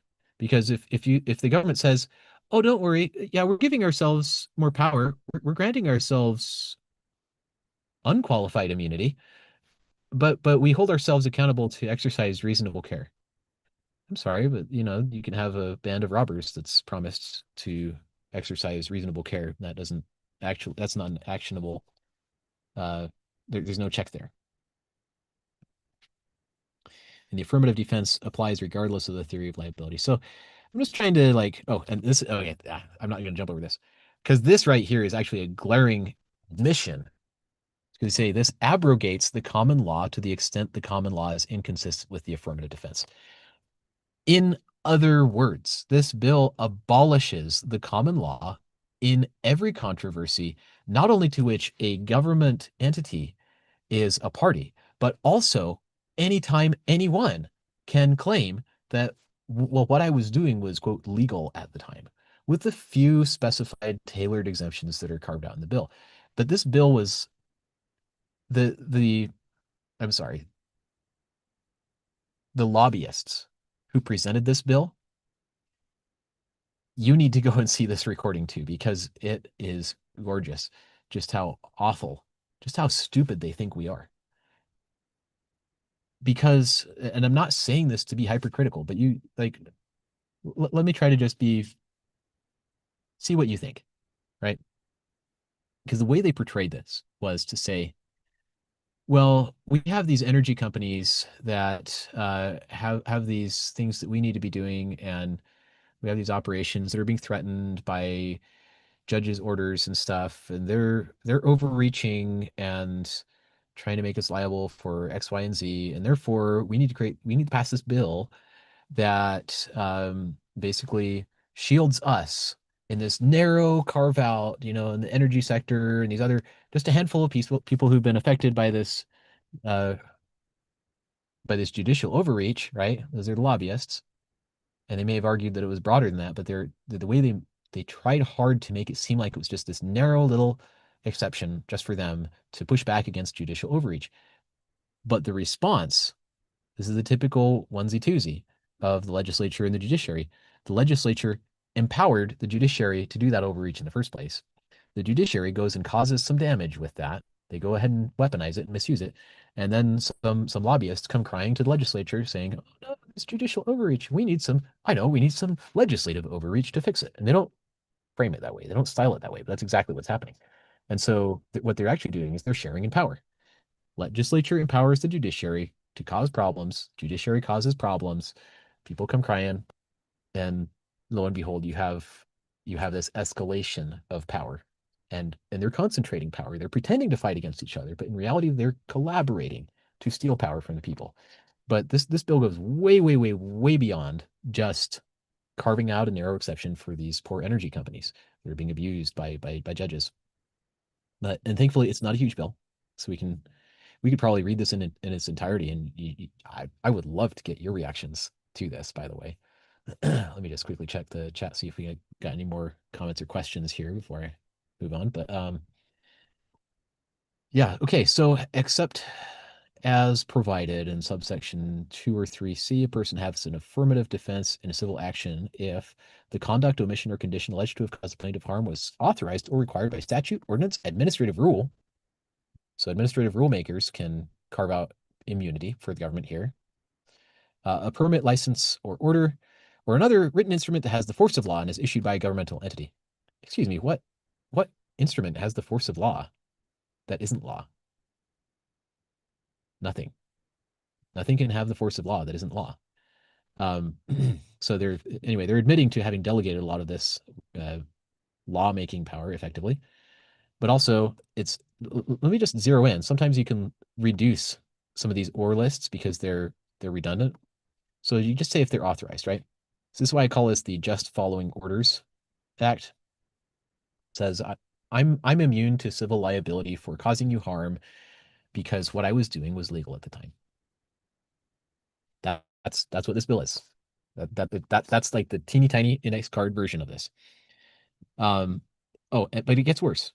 It's even worse than that. So listen. Oh, well, no.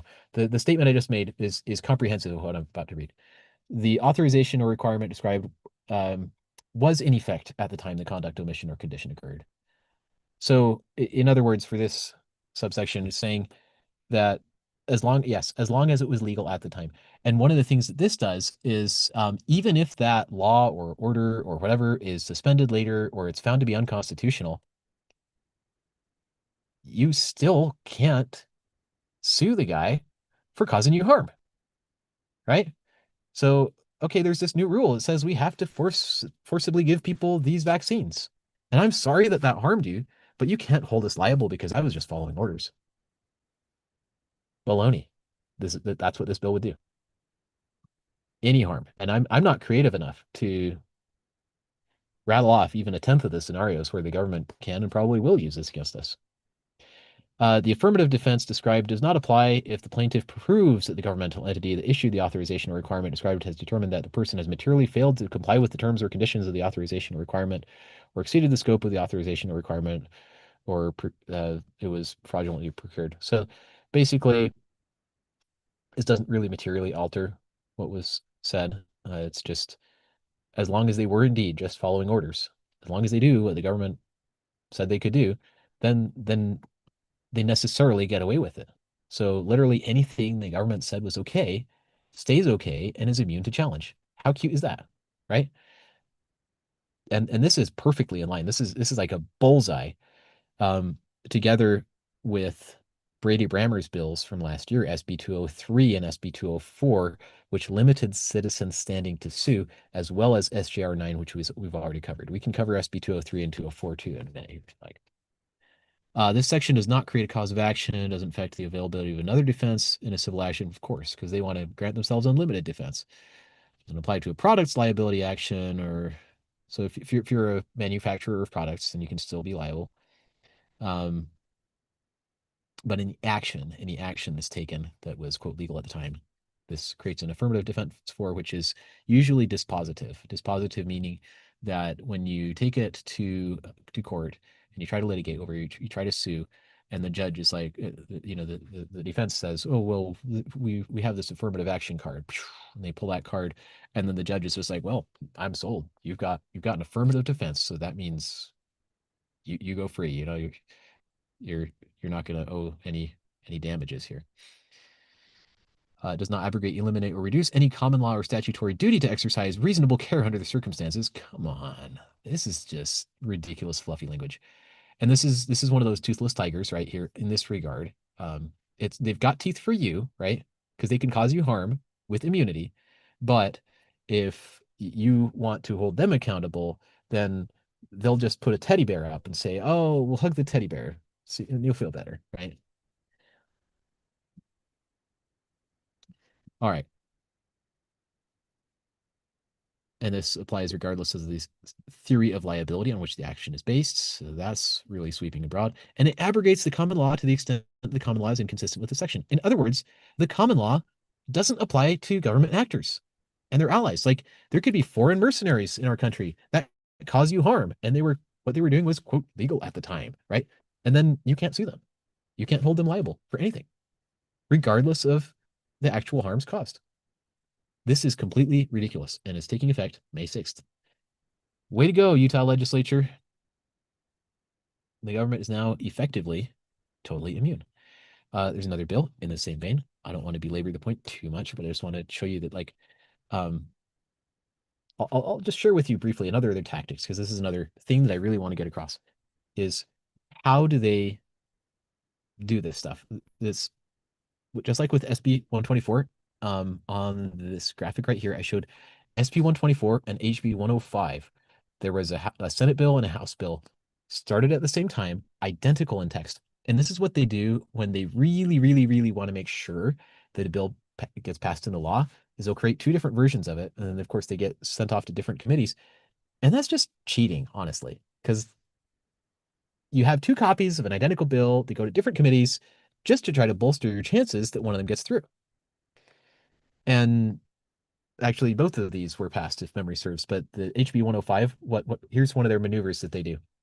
So they create two copies just to increase the virality, increase the chances that one gets through, just in case one committee happens to things go south in one committee, things look really bad for the bill. They still have another copy that's still alive. It's like, okay, good job, people. You shot down one, and there's another one coming at you. But what they did with HB 105, since SB 124 survived, and well, actually, sorry, it didn't quite survive as implemented. What they actually did with HB 105, because they thought they were free and clear, was they just inserted totally different text. They just had some stuff waiting in the wings and said, "Oh, okay, all right, we're in the clear on SB 124. It's going to become law." And they pivot and they create this other stuff. That's me reading maybe a little bit into the motives here, but I've seen this happen enough now that I know that it's a pattern. Um, I'm not seeing a different motivation for doing things that way, but it's also very misleading when you have a bill that starts out one way and then the build like the meat of it completely changes to where it's like different subject matter and to where you have multiple bills that are copies. But this is just some of the stuff that these are some of the shenanigans that they do, just try to jam stuff through.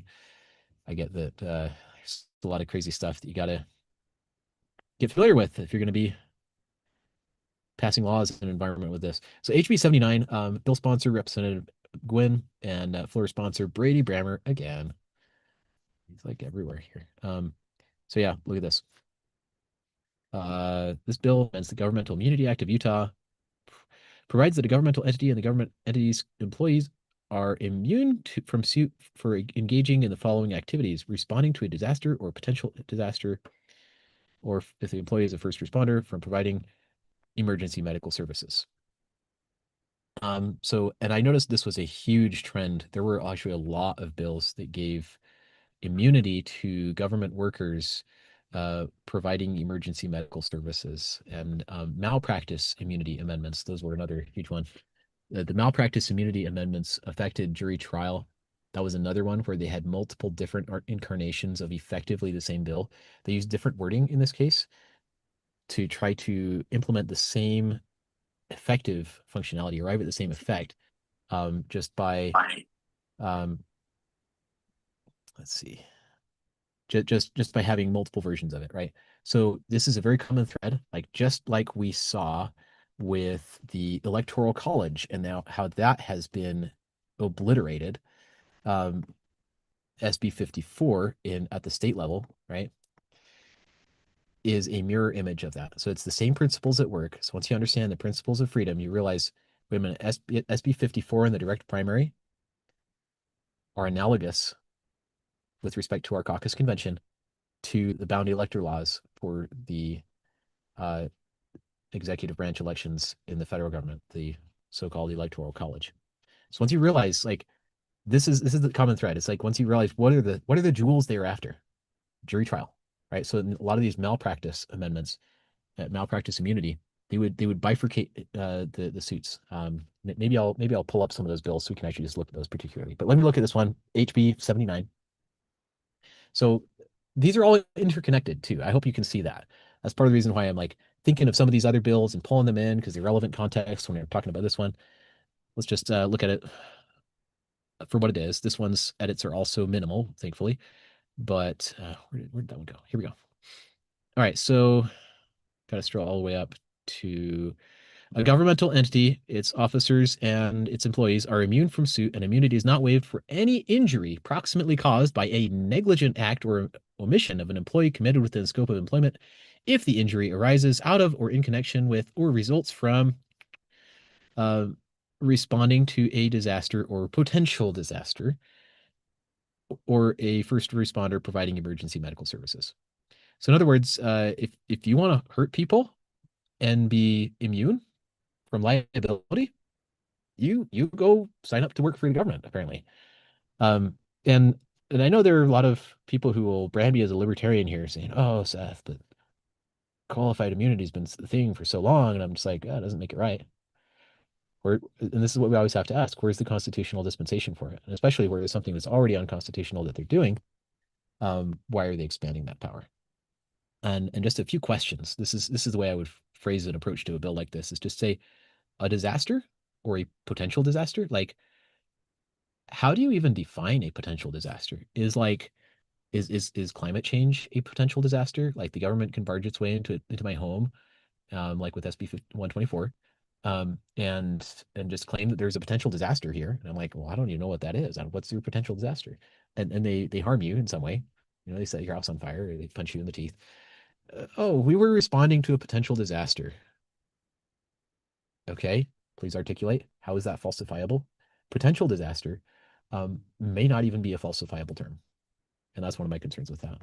But also emergency medical services, okay, sleeper cell, foreign agent, terrorist, mercenary, injects you with something poisonous. Oh, but I was just providing emergency medical services, right? So yeah, do I trust their government? No, not at all. Not when they're giving themselves power like this to say, oh, we're not accountable. Go and get this little gem. This bill has retrospective operation to March 18th, 1985. What did they do back in 1985 that they feel a need to exempt themselves in perpetuity from liability for, or any time between now and then? I don't know. We have an extremely paranoid government, and people call me paranoid, but I'm like, look at what these guys are doing. Look at what they're granting themselves the power to do. Can you give me a good reason for this? No, they'll usually give you a good sob story to try to get the bill passed in these committee hearings, and that's one of the things that's like almost funny, except it's not, because you realize that like people's lives are literally on the line based on how this committee decides, to favorably recommend or not recommend the bill. I'm just like, this is bad. So, yeah, it's a lot of pressure, but when they're doing it, there's nowhere I'd rather be than just in the way and just saying, hey, like, why do you need that? Would you mind explaining that again? Is that pursuant to any enumerated power? I don't think this is constitutional. I don't think it's legal. All right. Well, do you have appetite to look at some of the malpractice liability stuff? Because that touches on jury trial. It's one of the handful of bills where they actually admitted they were tinkering with jury trial. Let's see, 335, 503. Yeah, an enrolled bill. So that one became law. Well, that's from 25. I'm looking for 2026. But yeah, you can see that a lot of these are like themes that have been ongoing. Oh yeah, that's right. There was a joint resolution on it. Amending court rules and damages amendments. Okay. Tort amendments. Yeah, SB 211. I think there was a billboard that I recollect seeing that was favoring SB 211, wanting people to applaud it.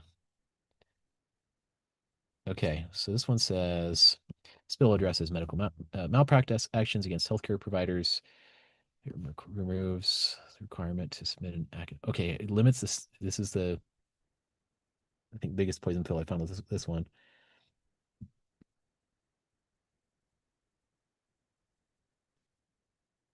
This isn't one that got enrolled though. So yeah, they do cap the damages. The pre-litigation review. Yeah, pre-litigation review I never like because it means they're deciding the outcome in advance. And whenever they say things like, is it likely to prevail upon, yeah, prevail on the merits, that's just usurpation because any opinion in advance that you're likely or unlikely to prevail on the merits is just keeping, I think it's Article 1, Section 11, open courts from our Utah Constitution says our courts will be open, meaning for any injury, you can petition your government for redress. Um, and that's supposed to have open courts. But then the government puts its thumb on the scale and says, well, I don't think you're likely to prevail on the courts. It's like, excuse me, judge, you don't have authority to speak for the jury. So again, you have the judge, jury, executioner. So they don't mention jury, I think, in this version, this rendition of the bill, but they still materially injure uh, your right to trial by jury. So that's one of the many ways to do that. All right. I think I am gonna. Which one was it? This was the enrolled one. Okay.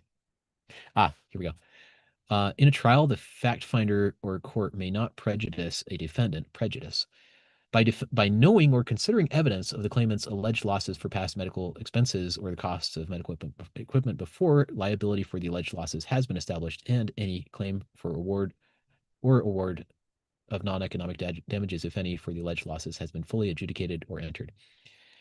So what this is doing is it's just like SGR. There's a where's the hmm,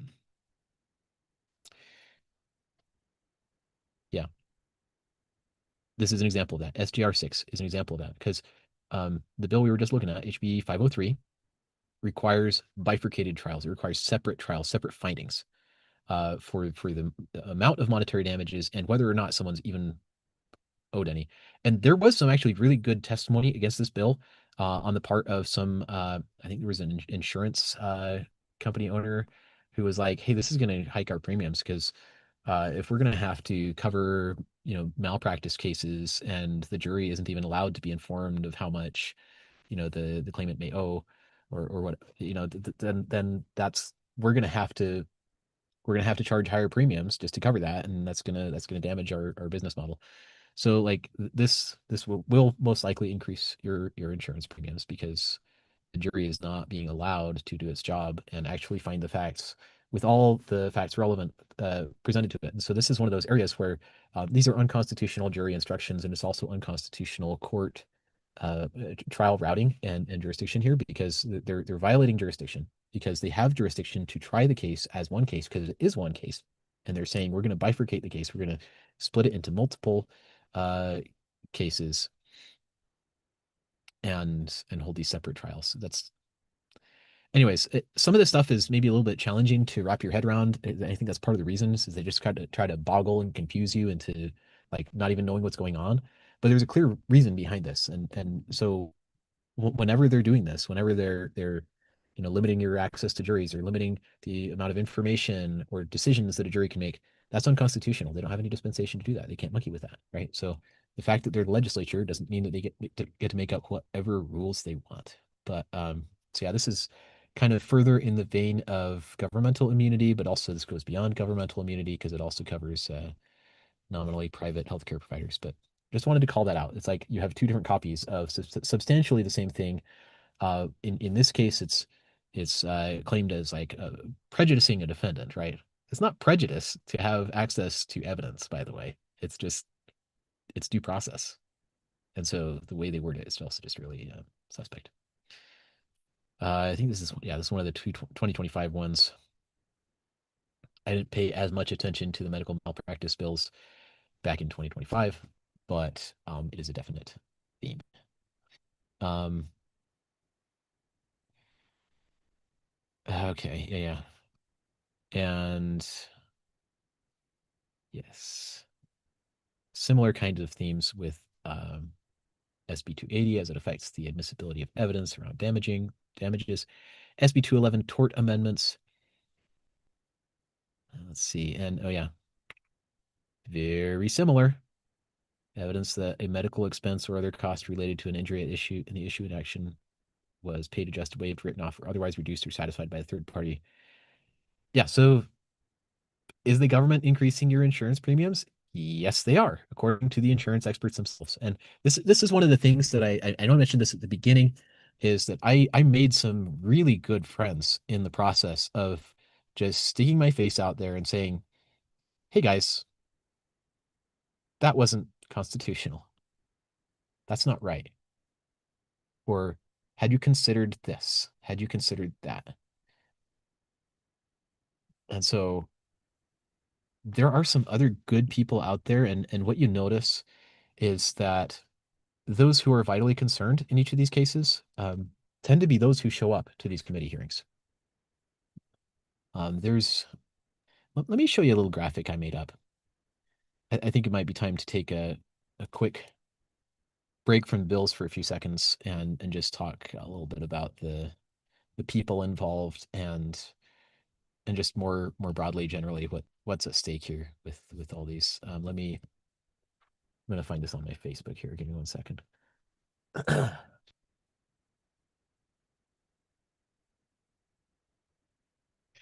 have this little graphic that I call rights. Your rights are up for auction. I generated it using ChatGPT. Yes, I use ChatGPT to generate images.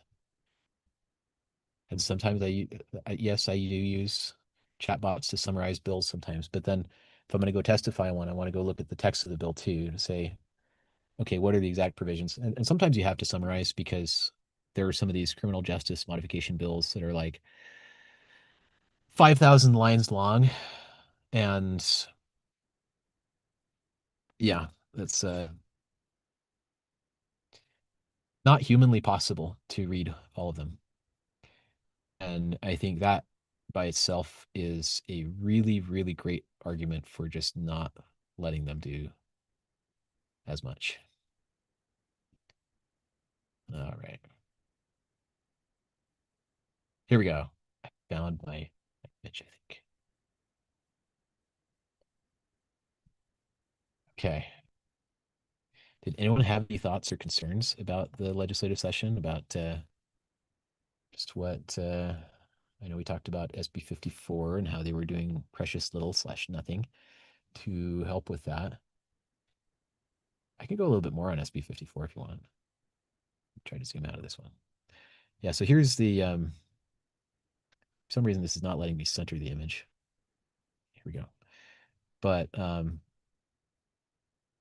yeah, so here's just this little graphic that I put up to say every day the rights of millions are up for auction.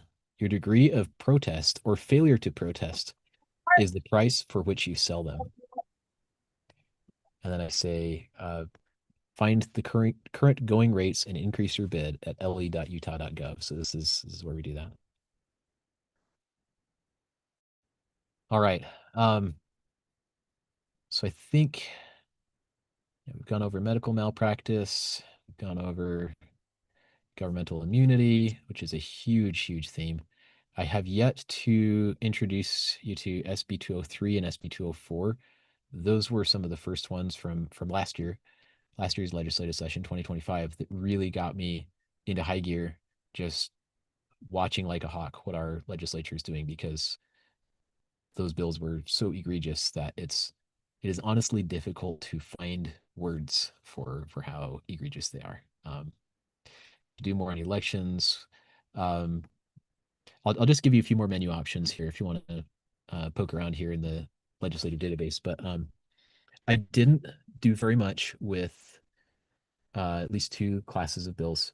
One, education. I rarely spoke against bills touching education for a couple of reasons. One, I know that there are a lot of Utah parents who are good people who show up and speak up when things affect their children, and I trusted them to do that and to be more involved there. Um, we homeschool our kids, and so I am admittedly not as intimately aware of what is happening in our public schools. I can be brought up to speed on that by those who are, but I just felt like I didn't have as much uh, visibility or clout in that area. But also, public education is one of the planks of the Communist Manifesto that is explicitly authorized in our state constitution. And so, for that reason, the argument that this is not constitutional would likely it's contrary to the ethic of our national constitution to have government um, government controlled education. But the people of Utah and the legislature specifically are not likely to take that argument very seriously without a constitutional amendment. Um, but but also one of the real threats there is that just once they give themselves power to do it, then they can pretty much regulate it any way they want, and they can test out all these things and do all these things to your kids, and a lot of the time the parents don't know about it. There was one that I did speak against in public education. I'll get to that in just a moment. But another area I didn't do as much on was taxes. Just because whenever there's a bill that includes tax in the title, um, this is again the observation of one of my attorney friends. He said that when you have tax bills, a lot more people are likely to show up to oppose them. And so that was again an area where I just trusted the public to have eyes on this. But I think far and away one of the biggest areas where we just don't have eyes to see what's going on and boots on the ground to go and testify and intervene and try to put a stop to some of these things is with criminal justice and our justice system generally. And that's largely because we're not very familiar with how those things should operate constitutionally, and so that's been my area of emphasis. There are a few other things like PIDs, and there was Spencer Cox's Build Act or the Build Council executive order thing that he pushed through last year, which is kind of a reincarnation of the what do they call it? The Beehive Development Agency and all this stuff. That's basically all these public-private partnerships. Christy Henshaw, the Utah County Republican Party chair, she's been really, really great against fighting those kinds of things. And so since that's more of like a county battle, um, I did speak some against those things because of land rights and so on. But it's really good when you can canvass the field and have areas of specialty and have people that you trust who are there in the trenches with you, and they're manning some other position. They're fortifying these other things that because you can't possibly keep eyes on all fronts of this war at once. Um, I was saying I was going to. I did testify against one. Uh, I'm probably not going to remember the name of this bill though. That's the challenge. The drug-related offenses in schools. It was about a third chance thingy, three strikes policy. Okay, I saw there was something in the chat here. Let me look at that. Do you not support mandatory free public education for all? I don't, because there's no such thing. There's no such thing as mandatory free public education for all. Someone always has to pay for it, for one. Um, and if you wanted to have everyone have access to cost-free education that's provided to literally anyone, there's only one viable way to do that, and that is through private charity. It's to have individuals who are private citizens, privately funded, who are concerned and who want to be able to have some educational offerings free of expense.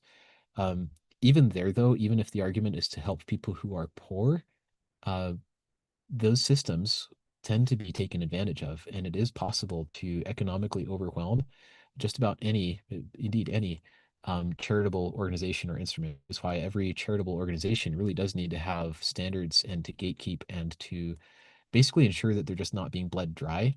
Because if you're an adversary, if you wanted to bankrupt, if you wanted to just break any private party that's providing a charitable service, then you could just sure, I'll show up to your soup kitchen, and then you just take a whole bunch of soup and you throw it out, right? So they got to have some kind of metering, some kind of limits, some kind of conditions attached, and that's a great area for the private market, private charity, and religious organizations and communities. Um, yeah, public education is a plank of the Communist Manifesto because they get to brainwash your kids and they get to use your own tax dollars to do it. So it's a great deal for them. I did mention earlier, I'm seeing this question came from Jeremy, looks like. And yeah, I mentioned one of the reasons why I'm against public education earlier is because of let's say HB 260 and the ethic behind it. Sorry, the Zoom bar is interfering with my tabs here. But if I go to, when did we cover HB 260? But the idea behind HB 260 is it says that you're not allowed to have the assistance of counsel that is not a government licensee. And let me look at, was it SGR 8?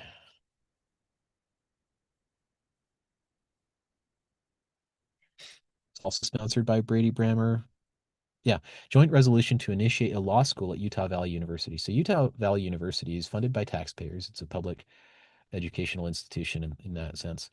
But it's private in the sense that like the government owns and operates it. And it's not, they gatekeep access to it, right? Of course they do. But so this resolution directs a Utah Valley University to conduct a feasibility study for establishing a law school. So if the government gets to decide to train up these lawyers at its own law school that's run by the government using our tax dollars, and they get to say that no one is allowed to practice law, whether it's for the defense or for the prosecution, unless they're a bar licensed, bar certified attorney, then the government is setting all the rules of engagement. And they're not only setting all the rules of engagement, but they're setting the rules of advocacy that everyone who advocates for any cause on either side has to be in league with this special government group. And I know that's been excused under a wide variety of pretenses, but again, I take it back to there's no constitutional justification for that. That people do indeed have a right to practice law. So yeah, one of many reasons why I oppose public education, because people have been indoctrinated to believe, let me give you one example, that the United States Supreme Court has the final say on what the Constitution means. That is only true in cases that are appealed for their review or that have original jurisdiction for them. In all other cases, it's someone else who must necessarily decide what the Constitution means and how to apply it. And in most cases, properly, according to the Constitution itself, that would be the jury. The jury gets to decide, is this within constitutional parameters or not? Is this, they get to use their own conscience to determine that. And so, no, the decisions of the Supreme Court are not that's not the defining characteristic of what is constitutional versus what is not. And that's in my petition to the Supreme Court. You can read that. I actually found the exact place where they invented that false precedent.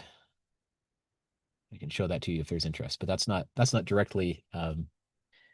It's very much integrally related with all of the topics we're seeing here because every bill the legislature was passing or proposing, uh, as far as I could tell, was pursuant to a public school caricature of these legal concepts, but it was not consistent with what the Constitution actually says. So that's the disparity there. Question from Jeremy. If you oppose free public education, how would you give those who don't have how would you give to those who don't have strong home support? To me, this seems like one path to rampant crime by those who are uneducated and incapable of competing in the free market.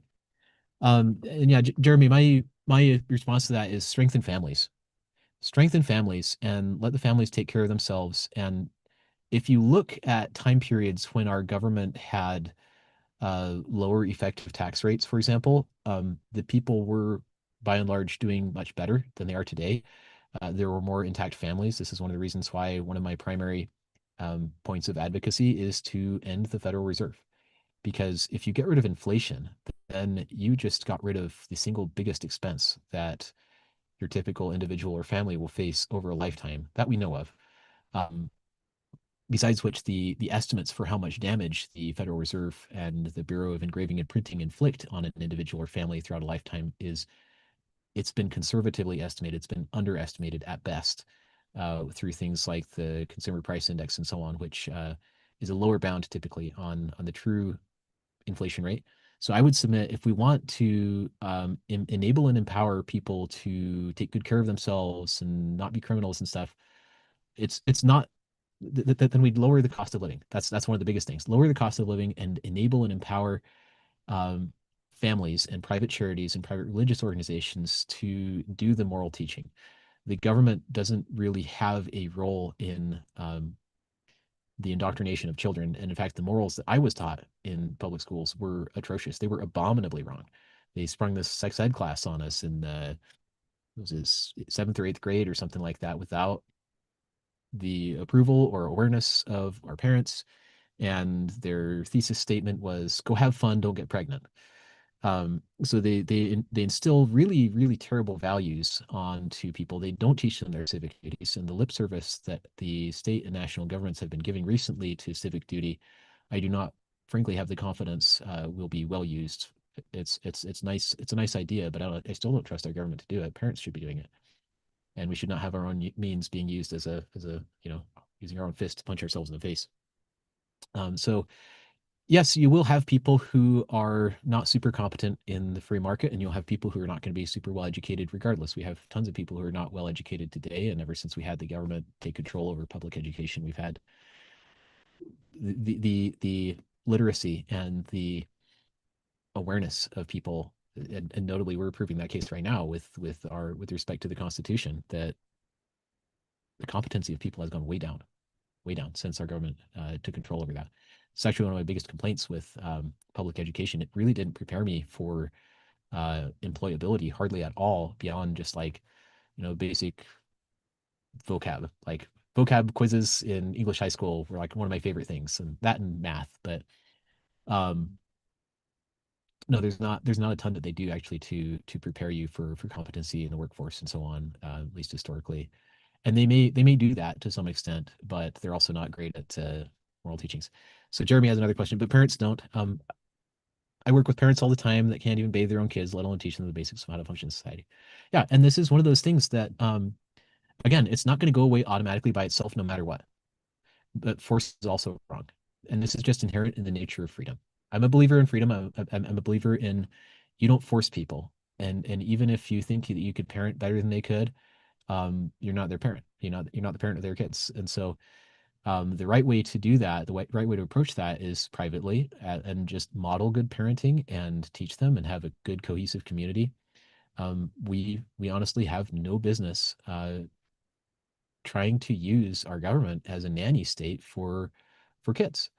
And it's true that we have a lot of incompetent parents today, but that's because we have an incompetent slash malicious government that's been taking away our means. It's been driving fathers out of the home. It's been promoting pornography. It's been promoting, and the government gives token opposition and lip service against things like pornography and so on. But the truth is, they're the ones who are benefiting from this. They license this stuff. They tax it and so on, right? So yeah, I understand the argument, but I'm pro liberty. It's kind of the same as saying, well, why would you allow people to have money? Because they could misuse it. And I'm like, yeah, they could. So if you want to help them, you got to get more wisdom yourself. You got to go be a really good shining example and go set that example for them and persuade them, but you don't force them. Uh, but yeah, if we were to get rid of like drug abuse and stuff, that would really help. So I do want to talk about the one bill that I did. If you have more questions, please feel free to keep on putting them in there. I do really appreciate the questions. Um, was it drug distribution amendments? I'm trying to remember. No, was it a diversion? They were doing something with pretrial diversion. So the juvenile, oh, one, that's one, I think. Juvenile, yes, yes, yes, yes, yes. Okay. Juvenile justice amendments. This is one bill that I kind of appreciated the direction of, but wanted to propose an alternative to. Because the the stated intent here is to say that, this bill requires a school to refer a minor to a court after a minor has allegedly committed a drug possession offense for a third time.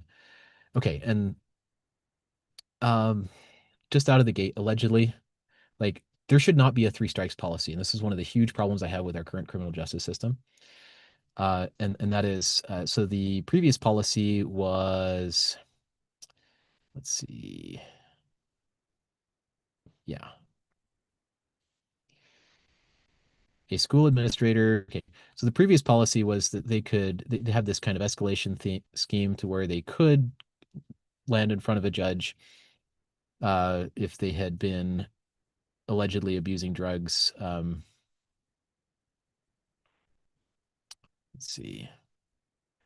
I'm just scrolling through to find all of the altered text so I can make sure I've got all the provisions cornered here. It's kind of hard to put this on a post-it note sometimes. But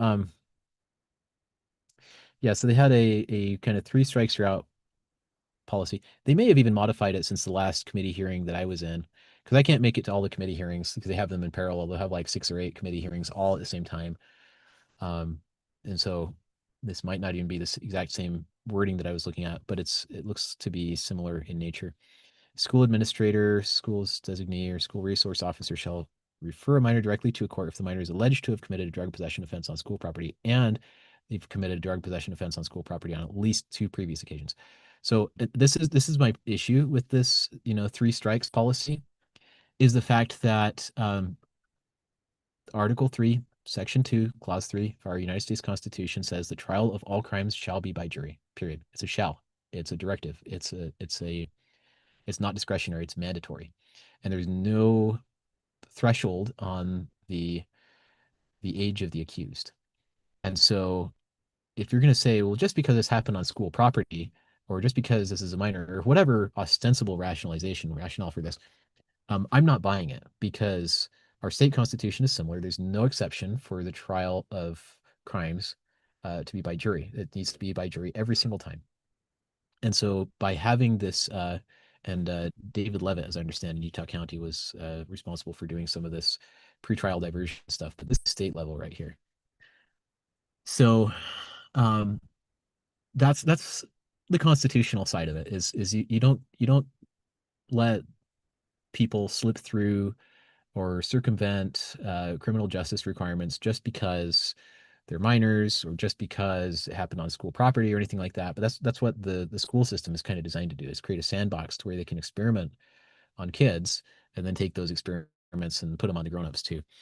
Um, Kind of a little penitentiary there. But practically speaking, in principle here, just morally, I also take issue with this because it only takes like 1 or 2 drug uses to begin to develop an addiction or a substance use disorder and so on. And the purveyors of drugs know this. I'm sure the lawmakers know this also. And so if you're going to say you have to be caught 3 times before you're even threatened with an appearance before a judge, and even then it's just before a judge and not a jury, and like in all likelihood, the kid's already got a serious bad habit that he needs to break, a potential substance use disorder or addiction. And I'm not okay with that. I think we should have a 1 strike policy that just follow the Constitution. Say, okay, this kid was caught doing drugs. That's a crime. We're gonna report and refer him to the criminal justice department. There will be criminal charges and there will be a trial by jury. The kid deserves to have a jury hear the case because, number one, otherwise we're not making the government prove its case, because through these pretrial diversions and stuff, this is a substitute for trial by jury. If you don't have a jury, the government doesn't have to prove its case to an impartial body, and that means they can decide either way. If it's a kid they don't like, or they don't like their parents or something like that, or they want to get them in trouble, they can go hard on them. They can go harsh and over punish, and there's no one to stop them. Or if it's, oh, let's they, this is also a punishment in many ways. Say, oh, let's go easy on him because we want this kid to become an easily groomed criminal. So to your point, Jeremy, our school system creates criminals by design. This is what they do. And I've seen this so many times in my own experience in public school growing up too, is there'd be kids who'd go out and smoke by the rec center up above our high school, and the school's aide would go out there and smoke with them.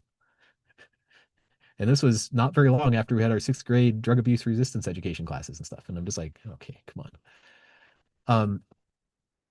But the pretrial diversion program has been sold on so many. I don't know how familiar you are with that, but pretrial diversions are unconstitutional. They violate our Sixth Amendment guarantee of a speedy public trial by jury. And a pretrial diversion is just discretionary tactic. Sometimes it's made. I think the diversion program has become more mandatory actually of late, and that's one of the major differences between it and plea deals. Plea deals are the side of this that I'm more familiar with. Diversions are a newer thing. Uh, Let me give you a little rundown on plea deals. I did a piece on this earlier today. So if you go to my Seth Stewart YouTube channel, just earlier today, I uploaded and did a live stream on criminal justice and what's been distorted about that. I'll give you that in a super duper dense nutshell, but there's a lot more. Plea deals violate the sixth, they violate the fifth, the sixth, and the eighth amendments because you're being compelled to witness against yourself on penalty of a cruel or unusual punishment. So that violates the eighth amendment, and they're using that to deny you a speedy trial by an impartial jury. And so the legislatures will bake in excessive fines and cruel and unusual punishments for crimes by design into the laws because they know that the prosecutor is going to try to extort a plea deal. And if you take the plea deal, then you don't have a trial. The government literally never has to prove its case, and it's just like, and a lot of people don't even know what's going on. This is part of the reason why it's so bad that they have the HB 260, where any ordinary person who's not a part of the government secret combination uh, gets he potentially criminalized as a felon if he's even just trying to help someone understand the Constitution. Or you're being charged criminally. Oh, have you tried filing this? Have you tried that? Like, you know, that's not constitutional, right? Do you know your rights? So citizens trying to inform fellow citizens of their rights can be criminalized under HB 260, courtesy of, my state senator Brady Brammer and Representative Lou Bay. So yeah, and I'm not here to like rag on people, but I'm just speaking strictly from principles, and I hope that everyone who listens to this will just take the approach of, well, okay, well, he's saying this. Is this true? Like, let me go read this in our Constitution. Let me go reason through this. Like, why is our current criminal justice system so different from what the Constitution prescribes? Why is our government so desperate to try to get rid of juries? Why are they so insistent on efficiency? Can you point to me where in our Constitution it says that criminal justice and prosecution should be efficient? Where is that stated as a priority or as a mandate? Could you not just say, "Hey, judge, you're being lazy. Hey, prosecutor, you're being lazy. You're trying to avoid doing your job. You're supposed to prove your case against me. Are you afraid to do that?" And this is one of the reasons why I actually just challenged them on it. I said, I demand a trial by jury with my case that the uh, prosecutor then filed an information amending the charges to infractions for the express purpose of, well, it wasn't express, it was for the concealed purpose of denying me trial by jury. And that's because there's this Utah statute that amends the Constitution without amending it. So it's a contradiction in terms. It's an unconstitutional statute that says no trial by jury shall be had in case of an infraction. But the pretrial diversion program accomplishes something similar, except it is even more compulsory, is my understanding of it, is that you don't even have a choice. That it's at judicial discretion. The judge can just order a diversion, or the juvenile probation officer or the prosecutor or whoever. Just basically some government employee can pull a lever and say, okay, well, we don't want to have to prove anything, but we still want to be able to have discretion to decide, should we punish this person or should we let this person go? Is this a groomable person? Okay, comment from Jeremy. To say that the public school system creates criminals is a heck of a thing to say about teachers. The facts are that those who don't have supportive homes, the school is the only hope those kids have. To take that away, you are guaranteeing many to a life of crime who otherwise, with the influence of good teachers, could possibly have made something themselves.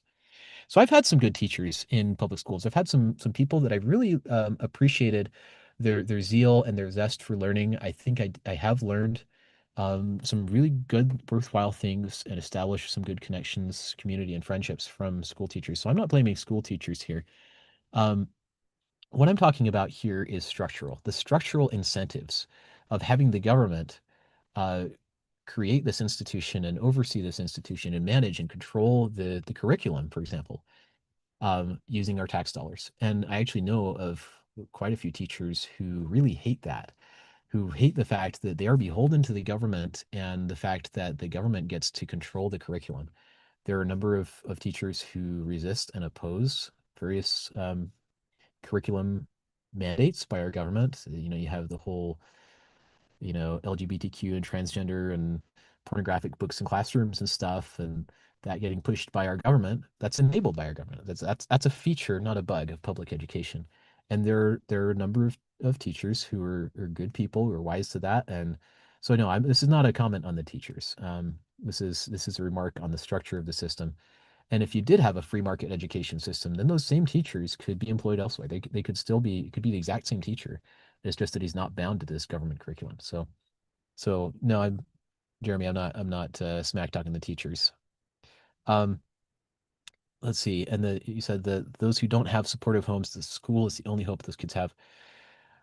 It is true that there is no other part of society that can actually compensate for a dysfunctional home. It's just not possible. Um, they can help.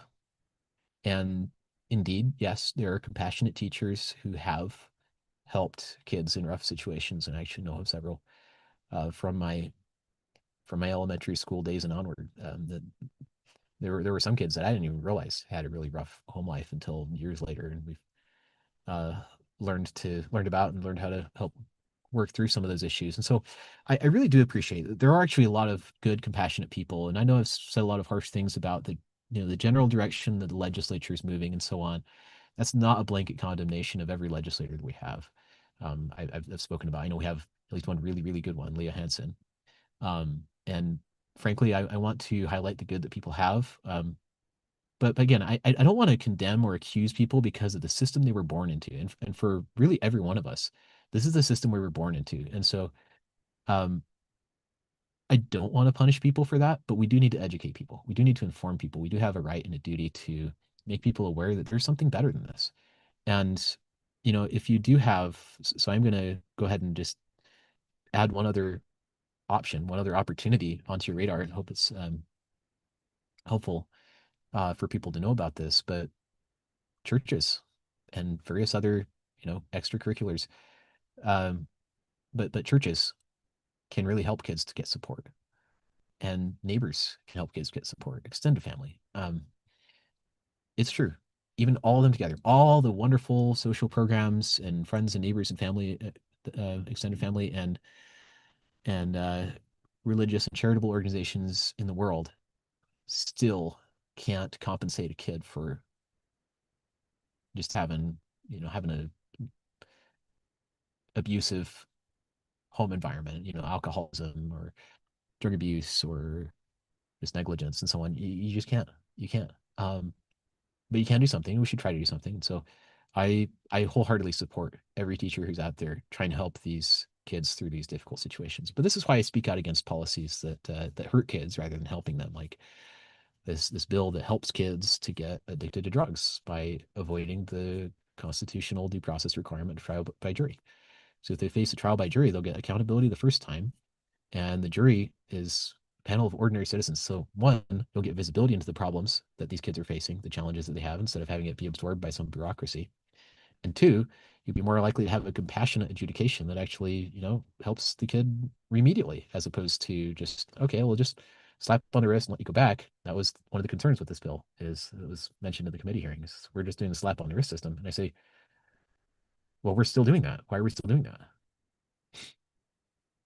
If there is inappropriate content, reading comment here, in schools or libraries or in curriculum, there are methods to approach those situations. I agree, there are methods, but you can't get rid of the incentive. You can't get rid of the incentive for government actors to continue to propagandize kids, to go along for statism, and to get their minds dulled to moral and constitutional issues through pornography. That's one of its primary deadly effects, is that people's brains and hearts and spirits just shut off um, to constitutional and moral issues when they get involved in pornography, which is one of the reasons why it's a conflict of interests to allow the government to have control over education in the first place, is because they want people to be um, not constitutionally minded or aware. Have you spent any time in a public classroom since you started running for public office? For office, so I don't go around visiting classrooms, and that's not something that I do, in part because as I mentioned before, I realize that public education is it is a lost cause in an important sense. It's a lost cause in the sense that I guarantee that you will never prevail against these problems that are being caused by public education as long as you continue to allow the government to control it. And well, and I do actually have a few more educational bills that I did testify on. Um, but I do have some sense for what goes on in public schools. As I mentioned previously, we do homeschool our kids, and so no, we don't have the daily exposure to those things. But again, like the kind of normalization strategy that the legislature will employ to claim that one of these bills that they just passed that contradicts our Constitution is harmless is they will, they'll do this kind of thing. They'll say, oh, go get some immersion in some of these classrooms, and oh, look, it's not happening here. But like that's the exact same thing as Gregory Potemkin's villages from Bolshevism. So you can curate an experience, and to my knowledge, you can't just show up to a public school classroom unannounced. You have to register with the front desk at least. And I'm not saying that there's something nefarious going on under the hood all the time, but what I do know, I have observed this from the kids in my neighborhood and so on. They're getting drugs and sex pushed on them relentlessly and oppressively. And it doesn't even have to be a formal part of the curriculum. It can just be part of the way that the environment is structured. And that's why I try to pay very close attention to how that environment is structured right here. This law is if you were to strip away the legalese and view it from the way a kid views it, it's like, oh, I get to go and experiment with drugs, probably 5 or 20 times, depending on how good I am at not getting caught, before I have to face any accountability. Sweet, right? So and I get that a lot of kids don't think that way. They don't want to get stuck on drugs, but it creates an environment where those things are present, where those things are given a safe harbor, safe haven, and that is one of the things that I really, really object to. It's because again, just the suspension of our criminal laws, our Constitution. Um, One of the other bills that I did speak against was the Microeducation Facilities Amendment. Look at that real quick. And this is one of those areas where I really, really urge you to just look at microeducation.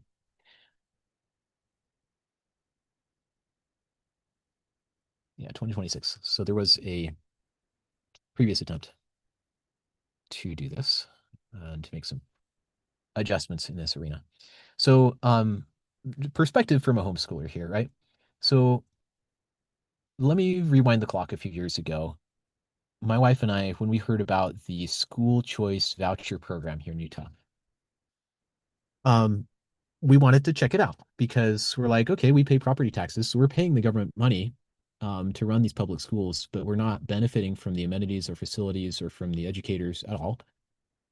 We would like some help with homeschooling our kids. So what can we do?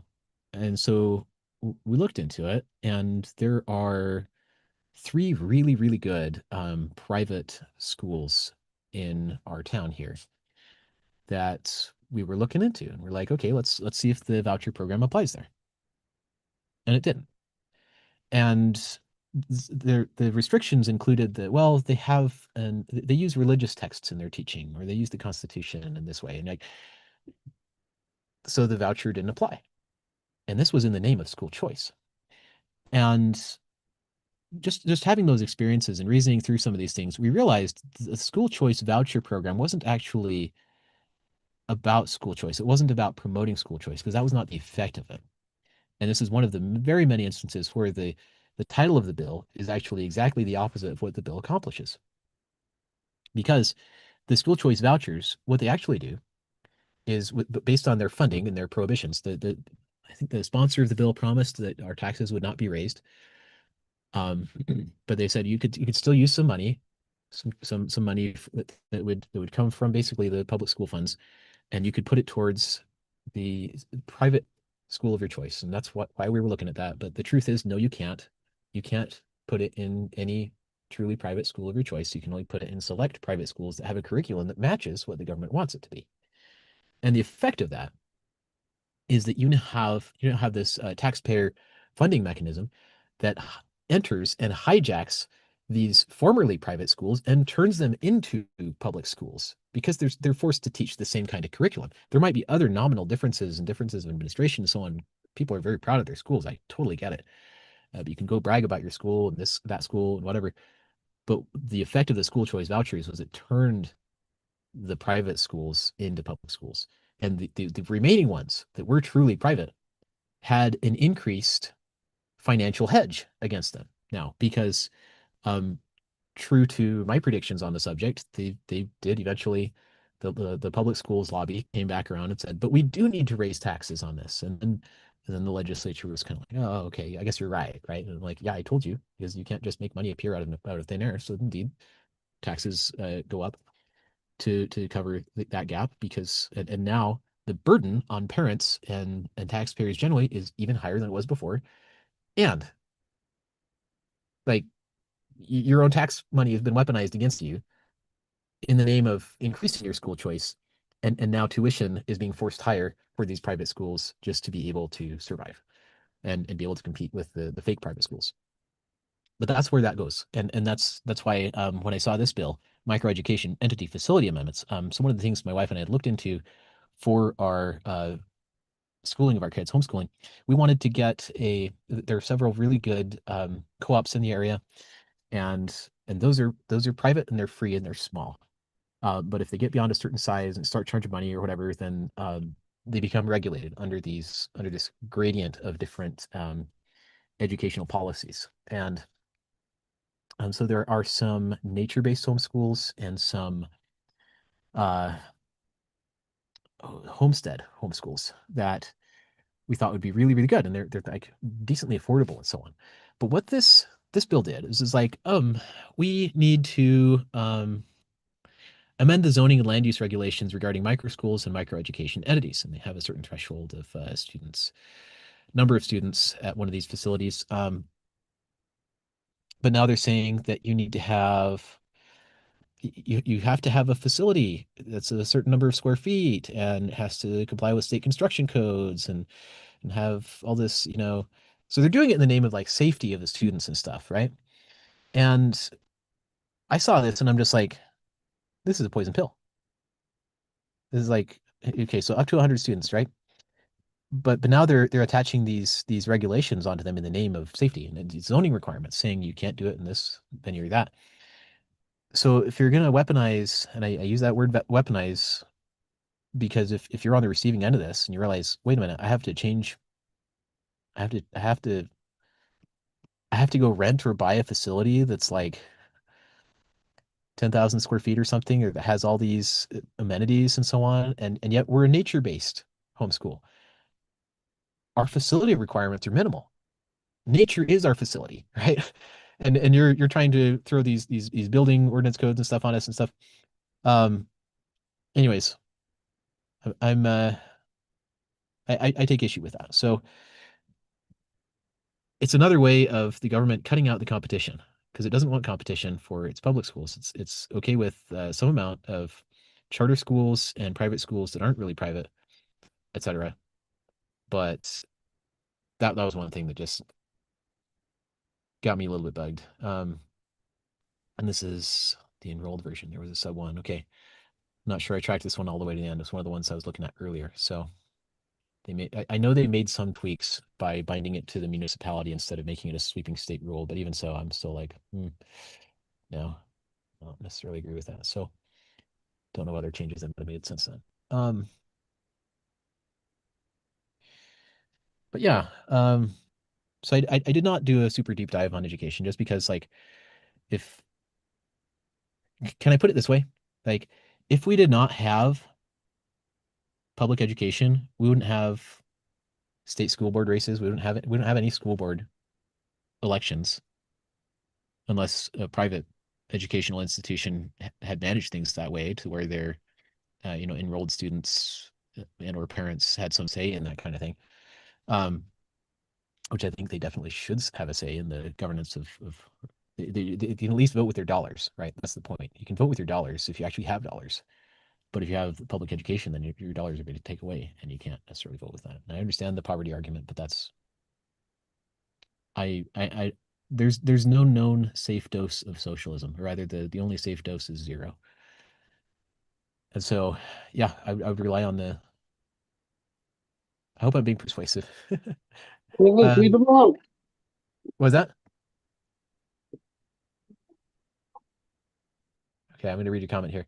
Um, I'm a public school teacher. I promise you they are not as malicious or unconstitutional as you think they are. If you're interested in seeing a public education classroom, you're welcome to come to mine. Yeah, I appreciate that invitation. I would like to do that actually, because it has been a while since I've seen a public education classroom. And I hope you're not misunderstanding what I'm saying, because what I'm saying is not that public school teachers are malicious. What I am saying, and I can corroborate from our Constitution and just from first principles and from worked experience, is that the structure of that environment is adverse to the interests of parents and it's adverse to the interests of the students in very significant ways. That does not mean that there's no good in there. And this is one of the things that's really pernicious about socialism generally, is like people tend to think in this that you have a system that's either entirely socialistic or entirely so-called capitalistic, but I would call it a free market with property rights. But the truth is, we all have some property rights that are still being respected, and and yet we coexist with some amount of socialism, parasitism, and that doesn't make people categorically good or bad. Just to be super clear, like we have some freedom and we've had some freedom taken away. I'm saying we'd be better off expanding our liberty back to the constitutional realm. And yeah, like I appreciate the invitation. Thank you very much. But yeah, I've laid out the reasons why I'm not super much a fan of government controlling education, and hopefully it's clear. Um, if anyone does have any concerns or rebuttals or arguments you'd like to try to make around like my views on defendant rights, etc., please do. Because I'm not here to just be a my way or the highway kind of guy. But I think we can refine our thinking as we do consider contrasting alternatives and viewpoints and so on. But what we really do need to do is we need to talk more about our Constitution and have the confidence that we are capable of understanding it. And when I say things like, public schools have taught kids that the Supreme Court has the final word. I mean, the Supreme Court itself has taught that. That's their official precedent. And binding precedent is not a true principle. It's not a constitutional principle. There are a lot of people who have taught these things, and we've all made some mistakes. We've all embraced and taught some things that aren't actually true. And this is I would submit it's one of our primary responsibilities, is to break free from that prison, because it is a prison of the mind. Because if we don't even think that the current system could be wrong, if we don't even think that, maybe we should have trial by jury in 100% of cases, criminal cases. Maybe there really is no such thing as a warrant without probable cause of an articulable crime. Like maybe the founding fathers are right? But this is one of the ways that our adversary gets us to work against ourselves, is by hiding the truth from us to the point where what we're doing is we think we're doing what's right. But I can give you an example right here. And I won't say you need look no further than this. I think you should look further than this, because there are many more examples of this. But just one example: SB 54 and signature gathering, caucus convention, and the direct primary. I have met like one other person who knew that the direct primary was not original to our elections in the state. It's a creature of the National Progressive Movement. And yet the Republican Party, Utah GOP, in 2026, and even in 2014, apparently, for the most part, when SB 54 was passed, we seem to think that this direct primary thing is just normal because we grew up with it. Like, and that was true for me. That was literally true for me. I was like, I came from Colorado. That was my state where I spent my growing up years, and I did some voting in Colorado. I, vote in the primaries and in the general elections. Um, Not often because I was an absentee. I was out at college, but like that was where I was registered to vote, right? And the direct primary and the general election was all I knew about elections. And that there was like this Iowa caucus thing that happens every 4 years and with the presidency and stuff. But beyond that, like zilch. And I don't think we're to blame for the system that we inherited. And I want to be really, really clear about that. When I say like Brady Brammer sponsored this unconstitutional bill, that unconstitutional bill, et cetera, or legislature doesn't understand this about the Constitution, I'm not blaming for them for that. I'm just saying that's objectively the case. Like this bill is unconstitutional and this person sponsored it, right? Those are true statements. And they're not intended to be like indictments of a personality. They're intended to get us to take a step back and be like, oh, let me think about this. And maybe I'm just way too direct for most people's liking because like, yes, this happened. And yeah, it's this person who's doing it. And so like I'm saying stop. And the person's not stopping. I'm like, maybe the person doesn't even know that this is wrong. So I think one of our greatest responsibilities is to understand these things, understand where they came from, why a certain thing is wrong, and what we can do to make it right. And that's what I'm all about. This is why my big banner says the solution is in the Constitution. I really want us to look there rather than assuming that whatever system we have today is right, because that's a very tenuous assumption, especially when you take it in comparison and contrast to what the Constitution actually says. Like if you want to solve problems, if you want to be a peacemaker, you have to find the solid bedrock that you can build together on that is common ground. I'm not going to find common ground with legislators that is, say party control over our elections. That's not common ground because that's not principled. I'm not going to go build castles in the air. I'm going to go build on solid, sturdy ground. I'm going to build with true principles. And so one of the key dilemmas that we have with any given engagement is anyone identify the principles that you share in common and emphasize those and build on those. And where you differ, let's get good at not assuming that we already have the answers. And I've fallen prey to this a ton, don't get me wrong, but let me just say, being a peacemaker, save your life. It will save your life if you do it. If you do it right. And this is an example of that. The solution to SB 54,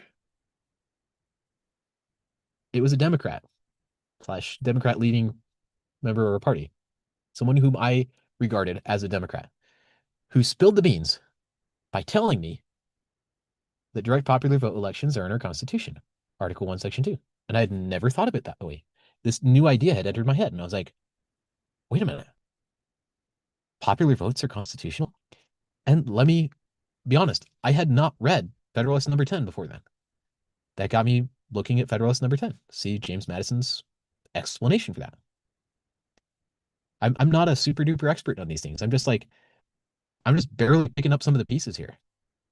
And what I'm finding is so mind blowing about like it actually solves so many of our problems if we were just to remember that document, identify the principles, and you got to get that exposure to like what are people in government doing, right? What is the effect of that, right?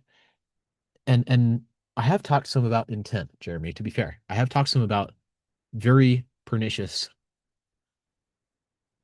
intents on the part of some people in government. And I think we have to be candid that it's there. We have to acknowledge that we have a real enemy. Maybe we can't always identify them, but I'm going to mention this again. My earlier live stream today was on that very point: is how do you identify a friend from foe? And the simple answer was a friend will strengthen constitutional protections, a foe erodes them. Right? And by that metric, I still think I fully grant that you can have a person who's doing damage but doesn't mean to be doing damage. Just like I was doing damage, right? And I can illustrate how that is. Like I love the caucus convention system so much that my argument with my friend, I'm gonna call him my friend now because I'm gonna say that he is now, right? We've made friendships. We've made a friendship over this issue. I see him more as my brother now than I did before because we've been able to build on some sturdy common ground. I don't agree with him on everything, but this was the argument on social media. I was like, hey, we need to have every election be a delegated election, just like the caucus convention, an indirect, you know, electoral college type election. And he's like, no, no, no, no, that's not right. They should all be blue. And I'm like, no, they should all be red. Blue, red, blue, red, blue. And it could have been entertaining for somebody watching this, except we were at each other's throats about it. It got rude. And I lament that because we almost missed the most important thing. We were missing it for a while. And then because there was that pause and think and like, wait a minute, maybe I'm wrong. Maybe even though from my own personal experience, yeah, the caucus convention system is the greatest thing since sliced bread. Maybe it's not the only game out there. Maybe there's more that I need to learn. And so that's how I learned about the red, white, and blue election methods. That's what that revelatory experience came from. Was just that little choice to be a peacemaker and be like, maybe I'm wrong, right? Because it is true that a government that's all blue is a uniparty. It's tyranny, right? You have tyranny of the majority. But it is equally true that if you have a government that's all red, that's also tyranny, right? They both fit the founding fathers' description of tyranny, and they both behave that way. And that's outlined in Federalist Number 10. That if you have everything done by popular vote, you get tyranny. And if you have one person calling all the shots, or if you have this oligarchy, or you have these people who are more elite calling all the shots, then yeah, that's a tyranny too. And so the founding fathers' design was separate out your colors. Let's have them act as a check on each other. And that is absolute genius because that way everyone has a place at the table. This would solve the SB 54 dispute. Because if you want to do direct popular votes, you do that. There's a venue for that. It's your House of Representatives races, and you don't have to worry about your Senate races because your legislators or within the state, maybe your municipal governments take care of that. And then with the executive branch, you do it by a delegated election. So the cognitive burden on the voter goes way down. And even in the direct popular vote elections, voters could spend considerable time actually vetting their options and maybe having a little bit more of like intimate conversations with them and debates and stuff. So I don't shy away from a debate or having my ideas challenged here because that's what makes me grow. That's what isn't that funny? A Democrat told me the solution to SB 54. And maybe he didn't have the plan or the idea, but it was like by accommodating his idea and assimilating it as part of our shared ground, our common ground now, because I recognized that what he was teaching was constitutional. And it is. It's a true principle. There should be blue elections. They just shouldn't all be blue. And so I'm saying this to say, like, I don't want to be a tyrant either. I don't want to, at this point, have all red elections. I used to think that way, but this challenged my thinking to where I'm like, oh, wait a minute. I think the count my vote people actually said some things that were true. They actually had some legitimate concerns. And there were some misleading framings of things, some things that I think are unfair and inaccurate. But maybe we can also give them the benefit of the doubt and say we don't have to make enemies out of them. In fact, if anything, I welcome, a response from the Count My Vote movement to say, hey, what do you think of this proposal? Because I genuinely, I sincerely believe that this satisfies their concerns, as well as the concerns of the Keep My Voice group, who were the ones who were trying to keep the caucus and convention without signature gathering. So I'm a believer that both can be satisfied. And so, yeah, as far as public school is concerned, yeah, I'm a believer that we can help people. We can help people have strong families. We can help people who don't have strong families. We can have good teachers. Um, yeah, Jeremy, I really appreciate your invitation. Thank you very much. I'm gonna learn something. I'm looking forward to it. A field trip. Yeah. Reach out to me with the details on that. I would really love to have that happen because I have to confess that I have been um, quite a bit out of the loop because we homeschool. So as far as what goes on in public schools these days, touch on another bill here. SB 109. I really didn't like this one. Todd Weiler was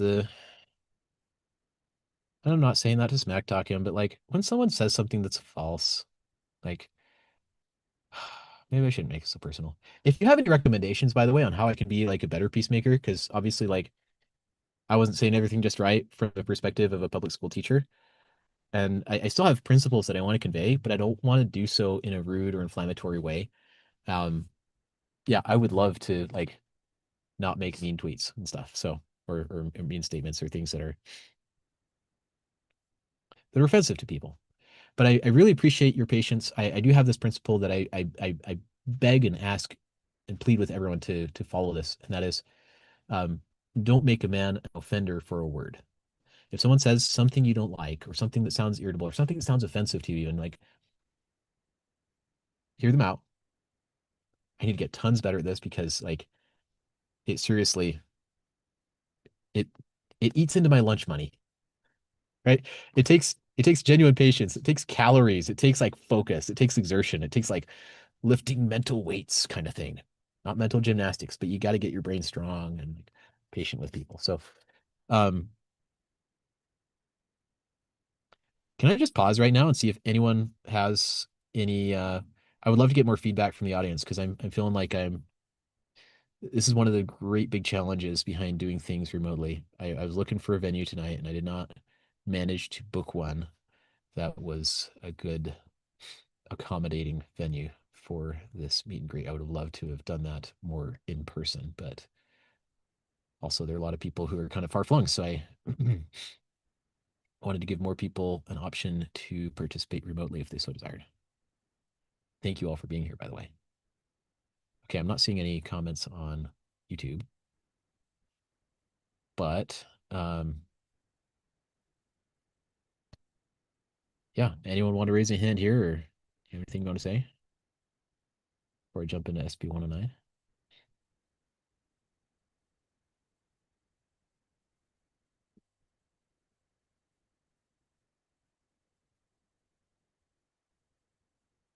Okay, well, I'm going to go ahead and go into SB 109 though. If you do have a question, feel free to go ahead and just type it out. If you're camera shy or whatever, that's okay. Yeah, totally not my purpose to smack anybody down here or anything. So it's talking about structural incentives, which is what our Constitution is really all about. All right, SB 109, alienation of affection amendments. The whole text. There is no right of action for alienation of affections. And they have a reserved definition section. And the bill was enrolled. So this is now, well, at least as of May 5th next year, this will be the law of Utah. And in case we didn't realize what the significance of this bill is, Todd Weiler did introduce it as saying, well, we have these common law protections for marriage. And common law protections for marriage, let me just say that again. Somebody just joined the room.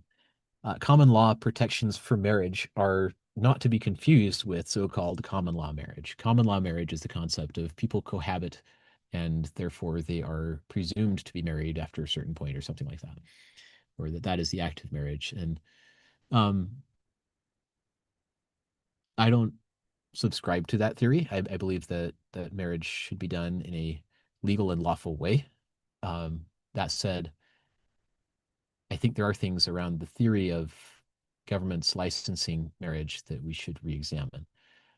Because marriage ultimately is a private contract between two individuals, and it is a unique contract in that it is the only contract on earth that entails the capacity for bringing new people into that contractual relationship automatically over time.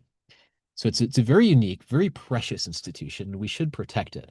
But this is marriage is also a religious right, which is one of the reasons why I seriously take issue with governments attempting to redefine marriage and don't see any enumerated power for them to do that.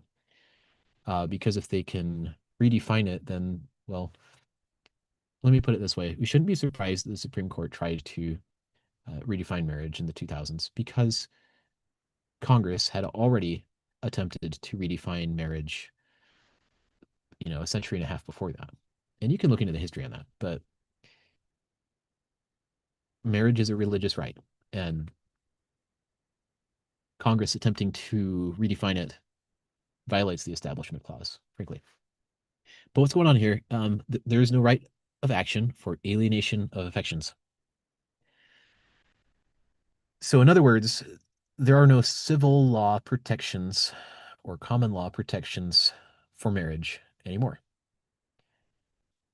That's a huge problem because what that means is that marriage now enjoys fewer protections than commercial contracts do. And I want that to sink in.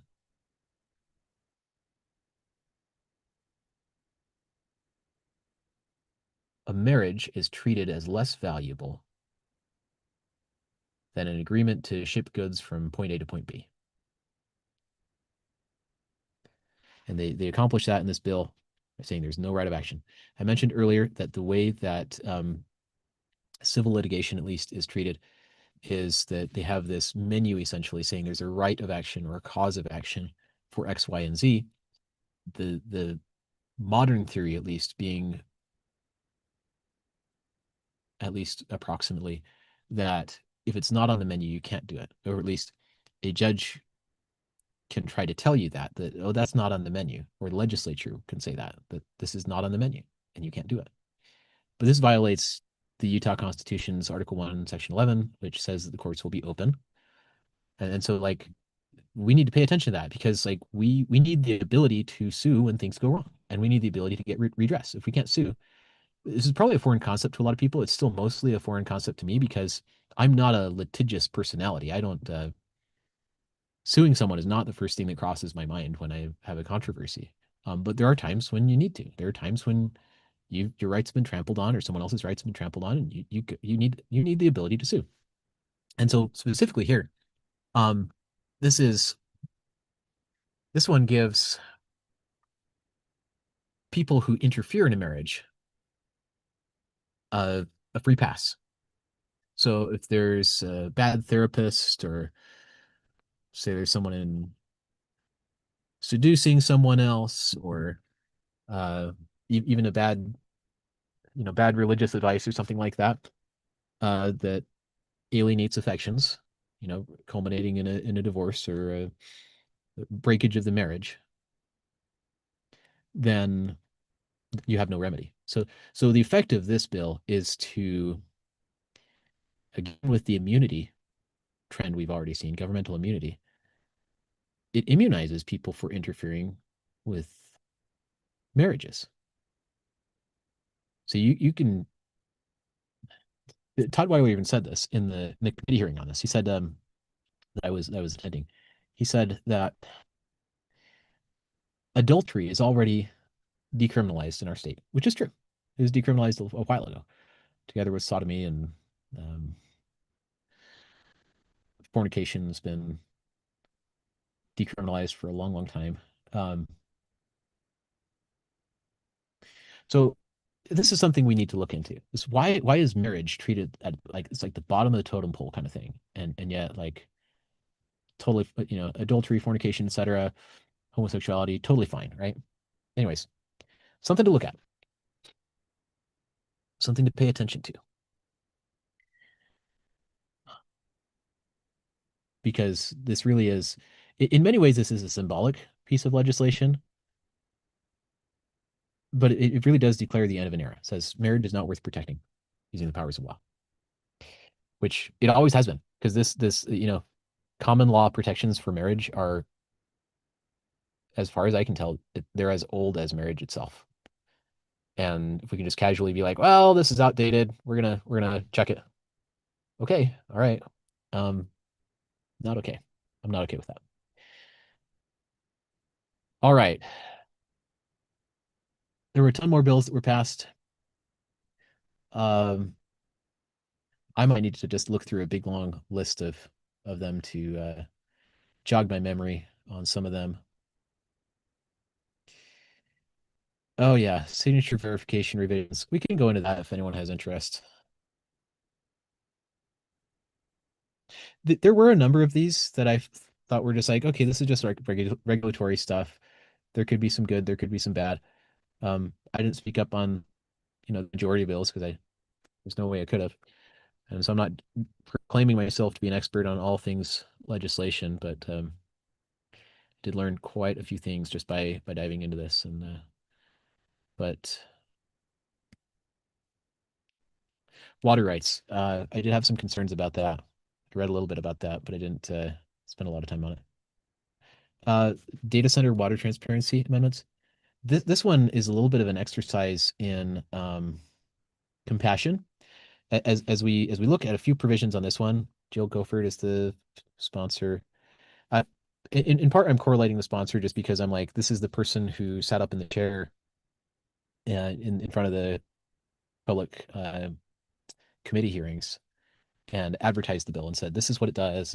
This is why we're doing it. And sometimes they'd have some lobbyists or some members of the public there to testify in favor of the bill as kind of a gimme to say, please pass this bill. Um, but consider this one from the perspective of you're a smaller business that does something with AI, right? You have some cool gigs. You figured out some cool things, you've got some sweet, I don't know, legislative analysis software, or you have a new social media platform that you want to give people an alternative to Facebook and X and Blue Sky and stuff. Or you want to help farmers and you're doing some super cool number crunching on these sophisticated computers and algorithms and stuff. And so you're like, well, I need a facility. I need a facility to be able to house the computing equipment. And we're based out of Utah, so we want to keep our business local. So let's do business here. Okay. So this bill comes along, data center water transparency amendments. And you're like, I'm going to serve so many people with this. Think whatever your favorite like charitable operation is. I don't know. Like I want to help educators. I want to help this. I'm a computer scientist, so it's maybe easier for me to think of things to do with data centers that are valid. But one of the biggest things here is that the state engineer has these enforcement powers, right? Um, and so you can get an enforcement action against you and your building project here if you fail to submit a report required by this new section, okay? And then you're subject to penalties if you don't submit this report, okay?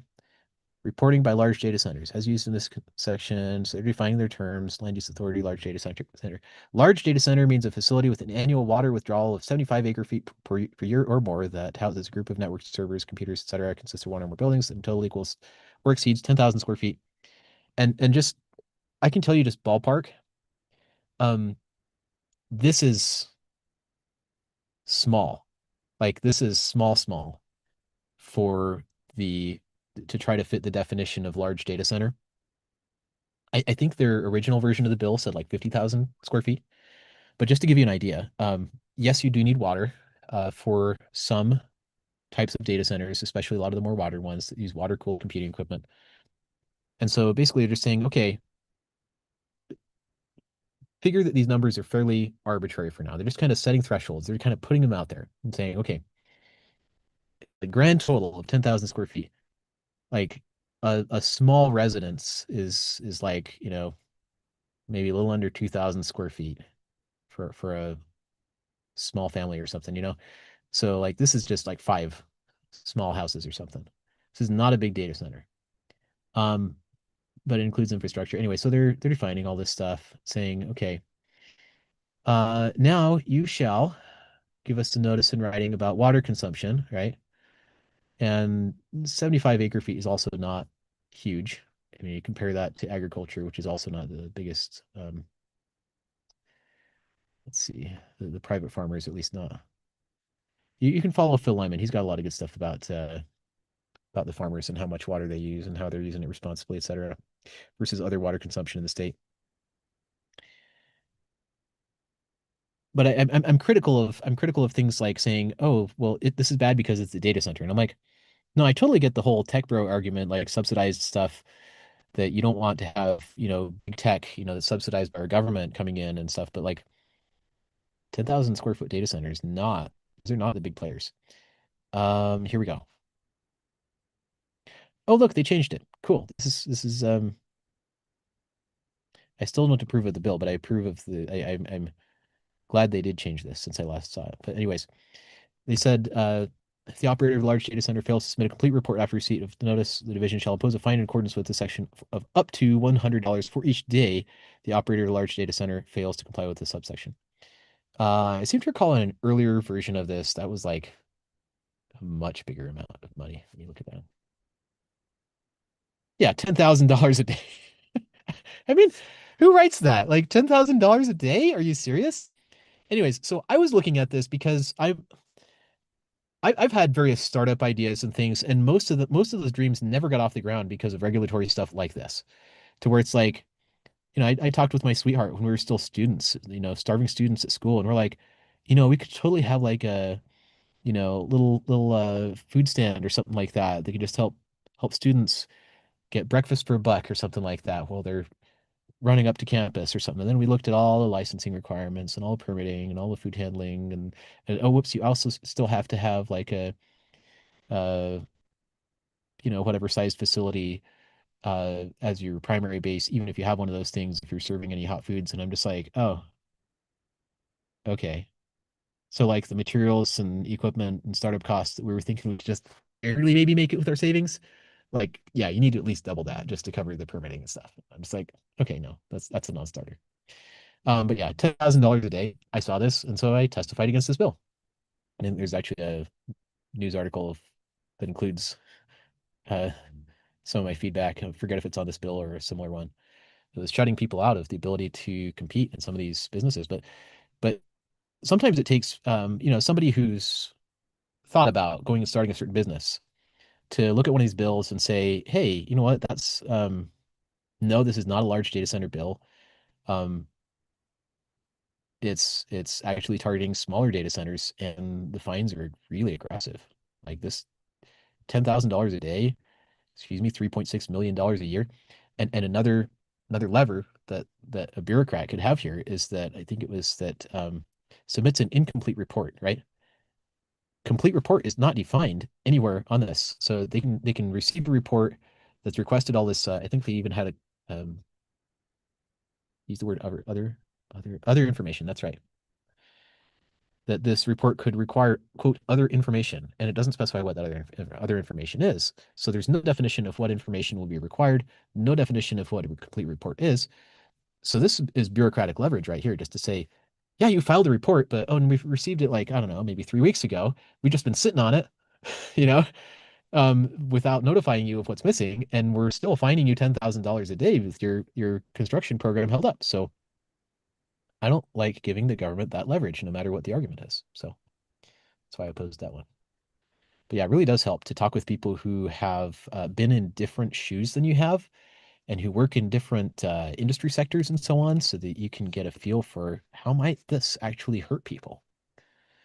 All right, Jeremy says, so I have been watching your social media for some time, and about a month ago, you saw it fit to defend the practice of polygamy to the nth degree. Can you help me understand why? Yes, I can help you understand why. It's religious liberty. It's that simple. It's a plural marriage describes a biblical practice, and the government doesn't actually have authority to forbid it. If you can cite me a clause in our Constitution that says that they have authority to forbid it, then I would appreciate that. But there are actually quite a number of, it's not super popular today, but there are a number of religions in the world still that, according to their foundational religious tenets, do allow for plural marriage. And there are people in plural marriage relationships. This is one of the areas where I take issue with our, actually, there was a state policy.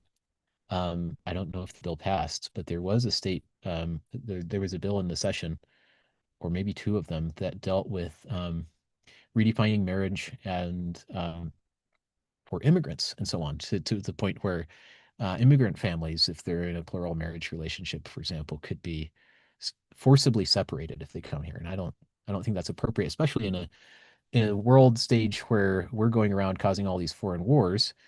The partisan regime is, at least, and there's all this global chaos producing millions of refugees. So there's people who are getting displaced, and they come here, and then we say, oh, you can't be together. You have to separate from your family. I think that's a very cruel and immoral thing to do.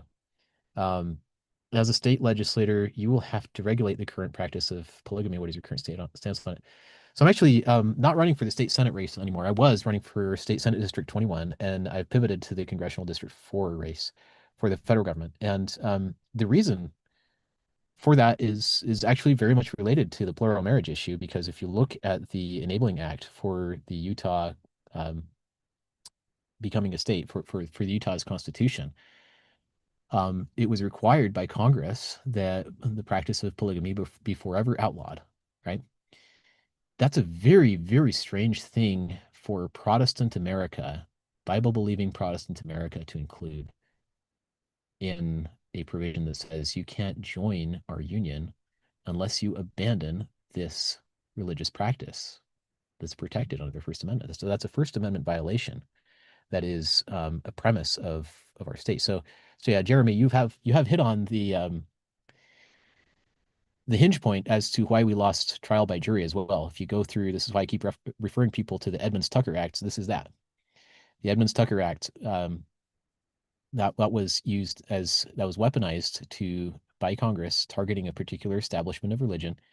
And I've been up to the state archives where they have these books full of jury oaths from the late 1880s to 1890s, like 1893, I think is maybe the last one.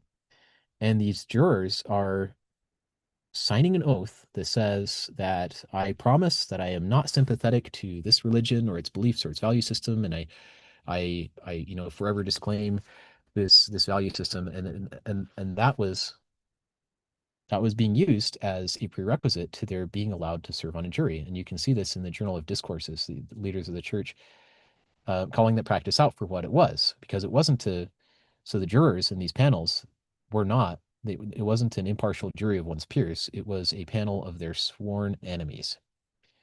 And so this is just a warning to you that in the future, it may be that the federal or state governments do decide to um, reinstate grand juries and trial by jury in name only. They're not unlikely to do that by my reading of the situation. Um, but that's something we've got to be careful about, because if it is indeed in name only, this is one of the ways you get there is by having an unconstitutional jury oath that says you have to denounce and disclaim this establishment of religion. So if you can show me how that doesn't violate the Establishment Clause, then we can have a conversation there. And if you wanted to, you know, ask that question in a debate or something like that, feel free. We do have a debate coming up. But yeah, so yeah, I'm not in favor of that, honestly. It's an unconstitutional law, and my loyalty is to our Constitution above whatever any potentate says. And that's nullification. And the people will get mad at you and say, "Oh, well, but you're not being a good old boy," right? Well, I don't want to be a good old boy. I don't want to be a buddy buddy with the people who are taking our freedoms away. That's not my responsibility. My oath is to uphold our Constitution. And if we're not doing that, then anything we do is not worth doing. So that's why, Jeremy. Thank you for the question. Let's see. So yeah, imploring us to have compassion even for the developers. Oh no. And here's part of why I bring up that one. I hope I answered your question satisfactorily about the plural marriage issue. But yeah, there were other bills where they were trying to redefine marriage even further, actually. Let me see if I can find the name on that one. But I did want to just mention the data center bill. Like, this has to do with Marxism. This has to do with um, you see people who will show up in these public hearings and say, "Well, I don't want to have any data centers. I want to have," like, I totally get it. I totally get it, because I'm like, no, I don't want to have a big ugly data center in my backyard. And that's a municipal issue. It's to some extent arguably a county issue as well about land use. Um, so there's definitely a not in my backyard phenomenon. But when it comes to, if it's you and you're like, "Hey, I need to have a business. I need to put bread on the table for my family. How am I going to do it? Well, I have this great idea. I have this great business I'm going to do." Um, I don't want to take license from the fact that there are some data centers out there that are definitely crunching numbers to manipulate people with social media bias and pit them against each other, and that are operated by foreign actors and so on. I don't want to take that as fuel to say that therefore all data center owners are bad. because again, that's just Marxist class warfare. It's like the bourgeoisie versus the proletariat. We're up in arms against them because they seem to have some concentration of material wealth or something like that because they're providing a service to people, right? Okay, Jeremy, doesn't protecting the practice of polygamy force you to accept every other form of marriage that someone could claim is a sincerely held religious belief? I love that question, Jeremy, actually, because this is something that the Utah bill that I just mentioned that was attempting to redefine marriage further, um, potentially affecting immigrants and potentially even retroactively redefining, like rewriting history. Right. This is one of my concerns about it. Is it could rewrite history and say that polygamous marriages were not legitimate. But so does it force me to accept every other form of marriage that someone could claim is a sincerely held religious belief? Yeah, and I've been pondering that. I don't believe that basic literacy in any real human language uh, enables us to condone the idea that there could be, for example, such a thing as homosexual marriage. Because if you look at what those words actually mean, uh, that would be a contradiction in terms, right? Homosexual marriage is a contradiction in terms. Um, as far as plural marriage, like let me just put it this way: like we think we're so enlightened in our modern society.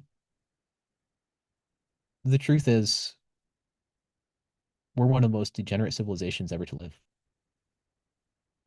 and we think that we're enlightened because we have space age technology. And I'm sorry, these are really hard words, cutting words, right? We think we're enlightened. I've got data to back this up, by the way. Um, I wouldn't be saying it otherwise. I wouldn't be saying it if the fruits were not there. But it doesn't take a space age personality to consume space age technology. You can have Stone Age personalities that are consuming space age technology. Um, Rates of fornication and adultery, if you want to look into that. There's this Guttmacher Institute study done back in 2003, I think it was, about premarital sex that I think they found that 90, it was like between 95, was it 95%? It was in the 90s, percent of Americans age 44 and younger had had premarital sex.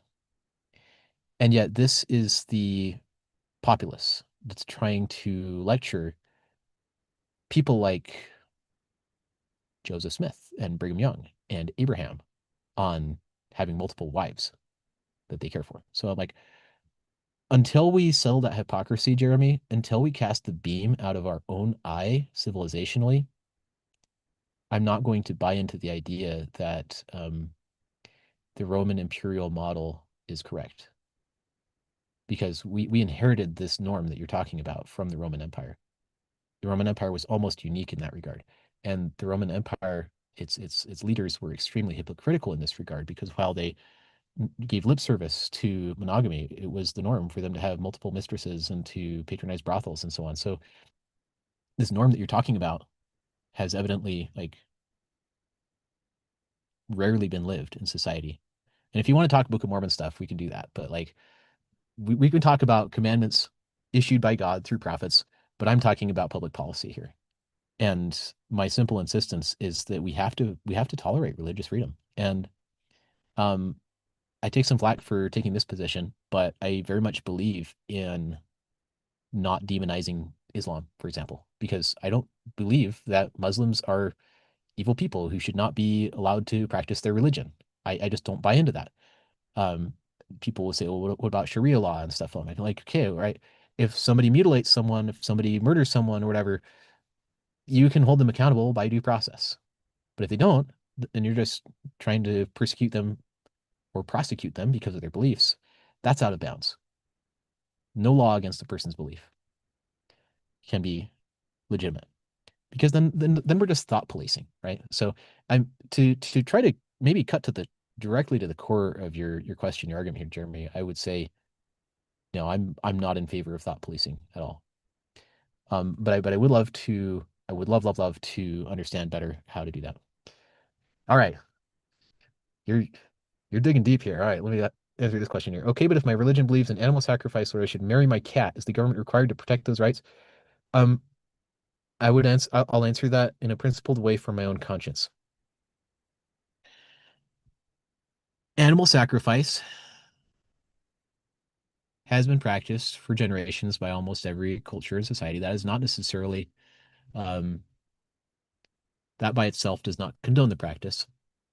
People do eat meat, so I don't know how you accommodate that. I don't know what there is exactly to accommodate in that regard, other than that we live in a culture that is squeamish about that. And if we were to live in a different culture in a different era, we might see things differently. And so this is an area where I would challenge our assumptions and say, is this relativism?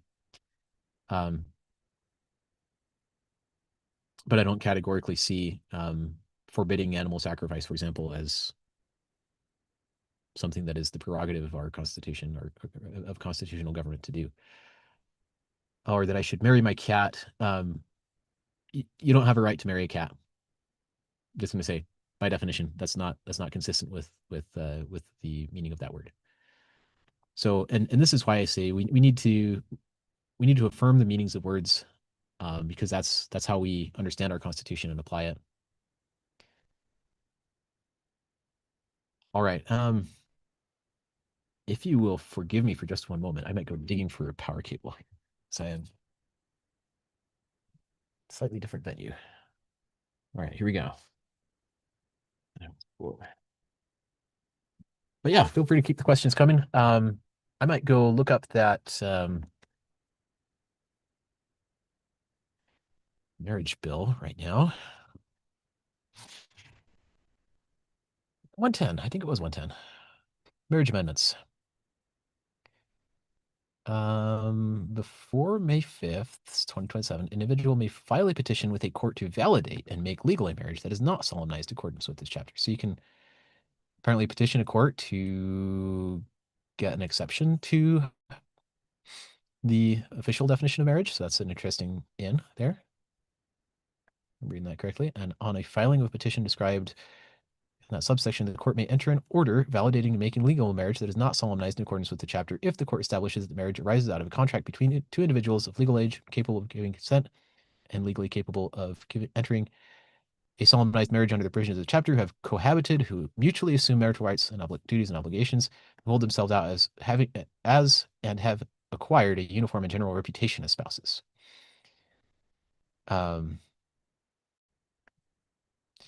But on and after that date then you may not. So I'm not entirely sure that I understood the rationale behind this one.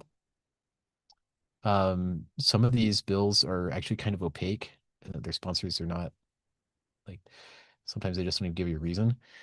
It's especially true more towards the end of this session where there's just like, all right, we've got like 8 minutes left in the session and we've got 3 more bills to review. So like, make it snappy. And I'm just like, I'm not comfortable with that. We shouldn't have this many bills. The introduced version, I think, had different. Yeah, there we go. Ha ha ha. Yes. Yeah. And the language was updated, but yeah, I did take issue with this. A marriage that is not solemnized in accordance with this chapter is invalid unless a court or administrative order legally recognized the marriage before May 26, 2026.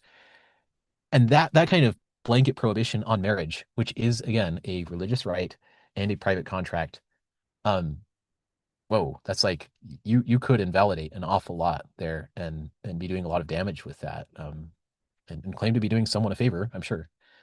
But I think it's problematic to get that sweeping with it because again, like, do you trust your government with the power to redefine marriage? Well, I do when they're a Republican, maybe. Maybe that's how we think, right? I don't think that way. I just don't trust them with that power at all. Words have certain inherent meanings, and if you allow your government to stray from those meanings, then then you're inviting a world of hurt. I seem to recall there was at least one other. There was one about minors and marriage. Might not be remembering all the details of it. But a lot of this did get me thinking about just like, okay, what is the exact scope of power of the government? Like what do they really actually have authority to do versus not? Yeah, okay. So unlawfully marrying a minor, etc. Um,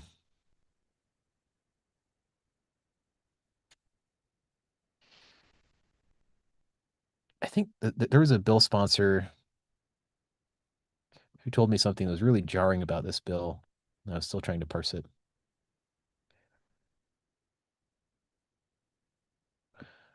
A marriage solemnized in any other country. Okay, so this is weird because like we're talking about. Oh, sorry, clicked a button. A marriage solemnized in any other country, state, or territory in which at least one of the parties of the marriage was a minor at the time of the marriage solemnization is invalid in the state unless dot dot dot. So like my reading of this is that we're totally talking about like immigrants here, right? So if somebody was married in another country and it's invalid unless the minor was 16 or 17 years old at the time, and the age difference between both parties to the marriage is not more than 4 years, and the minor obtained consent from a parent regarding to enter marriage, and the minor voluntarily entered the marriage, and before the parties entered the marriage, a court provided written authorization for the marriage. It's like, okay. And the bill sponsor claimed that this only applied to Utah residents, but I'm not actually seeing where it states that. Now, that was what confused me about this. Was like, because my plain reading of it says like, is any marriage, right? So if someone else got married in some other country and it's like, sorry, you guys got married, like one of you was 15 at the time or whatever, or one of you was like 5 years older than the other, then your marriage is not valid when you move to the United States. And I think about that and I'm just like, eh, do some family history. Do some family history. We all have some ancestors who have had different marriage ages.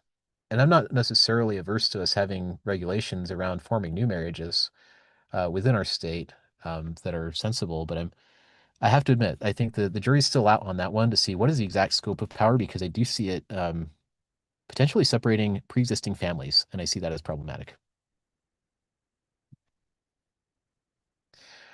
All right. Joanne Bennett says Islam ideology is contrary to the Judeo-Christian founding of the Constitution. Um, I know some Muslims, and you might be surprised. I don't know if you know some Muslims, and they might be fairly different from the Muslims that I know, but the Muslims I know, ideologically and character-wise, are not very different from the Protestants that I know. Just saying, just like putting that out there to say, I'm not saying that to say that we need to take on the third world or whatever, but I think it's actually dangerous for us to label whole religions and foreign countries and foreign ideologies, um, unless they're like, I hate communism, but that doesn't mean that everyone who is a member of a communist party is necessarily a bad person. Not every Nazi was a bad person. So Donald Trump took some flack for saying that, but I'm saying it for real, and I mean it that there were members of the Nazi party in Hitler's Germany that under the Third Reich that were actually decent people, and like some of them figured out what was going on, and some of them tried to do something about it, tried to help the Jews who were being killed, and tried to do the right things. So being a member of a party doesn't cause you to take on all sins of that party. Being a member of a certain religion does not cause you to take on all of the worst aspects of the worst offenders of any person who's ever had that religion or of the attributes of the worst sect of that religion. Because if we were to say that all Muslims are extremists or violent jihadists or whatever, that's a very familiar argument actually, because I'm a member of the Church of Jesus Christ of Latter-day Saints, and I don't like it when people lump us in with so-called fundamentalists and so on because they're actually worlds apart, right? It's not the same thing by a long shot. So if I support the Establishment Clause, I would submit if Congress or our state issues any ban on a religious practice, um, it needs to actually be something that harms someone. It needs to be something that actually is a matter of harm rather than just I don't like your beliefs, right? Which is why, again, I bring it back to name the crime. Name the crime. If someone comes here and practices some ostensibly Islamic or whatever religion that we're not familiar with, and then no, we don't just have a blanket right to like criminalize that conduct just because we disagree with it. Like, I suppose I could have an Orthodox Jew neighbor who like sacrifices cows or goats, and I'd be like, okay, I believe that's not a way, but that's what I believe, and you're free to believe what you believe in. So let's see. On your social media, this question from Jeremy, it seemed to me that you have condemned the entire party system as a corrupt syndicate, yet you are running within this party system. This seems contradictory to me. Why aren't you running as an independent? Well, the independent American Party is also a party. Um, but here's the thing, Jeremy. Paul was a citizen of the Roman Empire. And the Roman Empire was very corrupt. And as an institution, as an organization, they tortured and killed and murdered and raped and pillaged and invaded an awful lot of people. Did that make Paul culpable? I don't think so. Was he guilty for claiming his rights as a Roman citizen, saying, "Hey, I am owed the protections of law"? I don't think so. But what I mean by the party syndicate, by the way, is the fact. So it's the fact that political parties are given preference under our laws, statewide and also within the under the national government right now. And that is morally wrong. It is morally wrong and it is unconstitutional. Because what that accomplishes, you can read Phil Lyman's petition to the Supreme Court. You can watch my video where I read through parts of it and unpack them. But what's really happening there, and this is actually the first, I'm glad you asked this, Jeremy. This is the very first bill that I testified against in this legislative session. I should see if I can find it. But just so we can, let's look at an example of what this actually looks like. Okay, we're a little bit unfortunate. It was the House Rules Committee, if I remember right. But so Jeremy, just to try to give you the in a nutshell version of this, I object to the principle of stealing electoral power from people. I object to that on principle. I also recognize the situation that I am in and where I can have an impact, where I can have a voice, and I have a duty and a responsibility to exercise that voice where I'm able, if that makes sense. There are a lot of things, as I mentioned earlier, that we have swallowed that are false practices, false precepts. Um, I don't think that means we should like stop participating in the political process or stop trying to persuade people in the parties or stop affiliating with the parties. We can object to specific practices between the parties and the government while still being nominally affiliated with a certain party.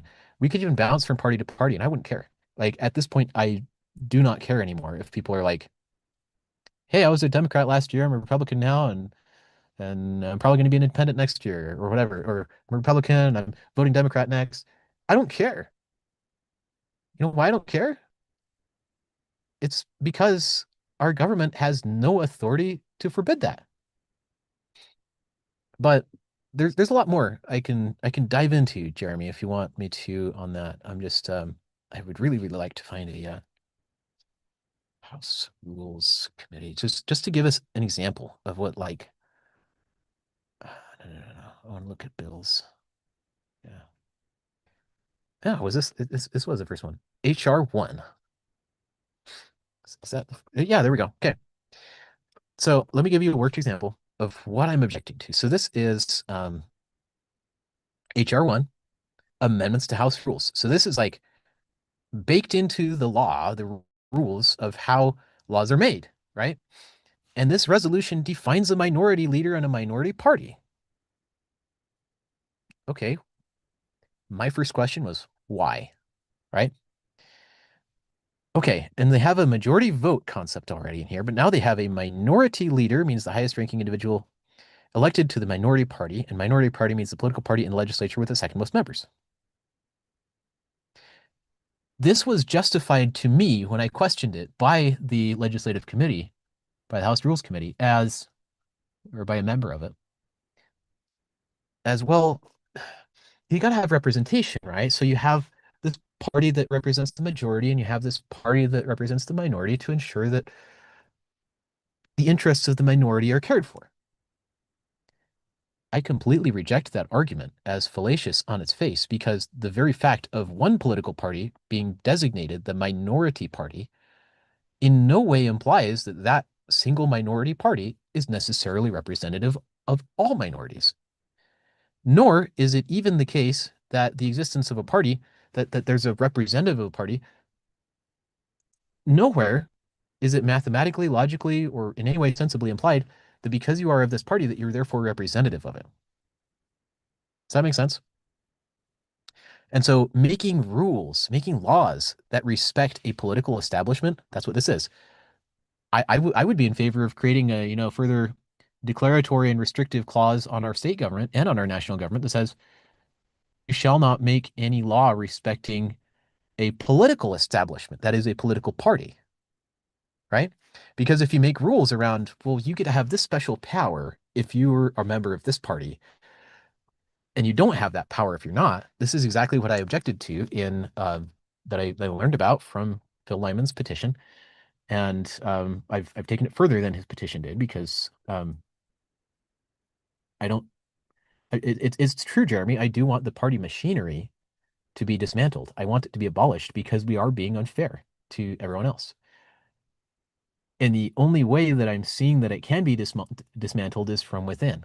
It has to be people who wield that excess power deciding to set down the crown, which you could say is one reason why I'm still in the Republican Party, is because I'm still trying to prevail with the people here to say, hey, we should be better than this. We should not be in a partnership with the government. We shouldn't have this public-private partnership, which is exactly what it is, where the government, this is described in Phil Lyman's petition, is described by the Supreme Court as this pretense, this magic, this smoke and mirrors. They invent this constitutional dispensation out of nowhere without even touching the Constitution. They admit that parties do not have a right to place their endorsement on the ballots. They admit that parties do not have a right to have a role in the elections process unless it's delegated by the state. But if it's delegated by the state, then political parties are part of the government. So yeah, there's the great grand secret right there.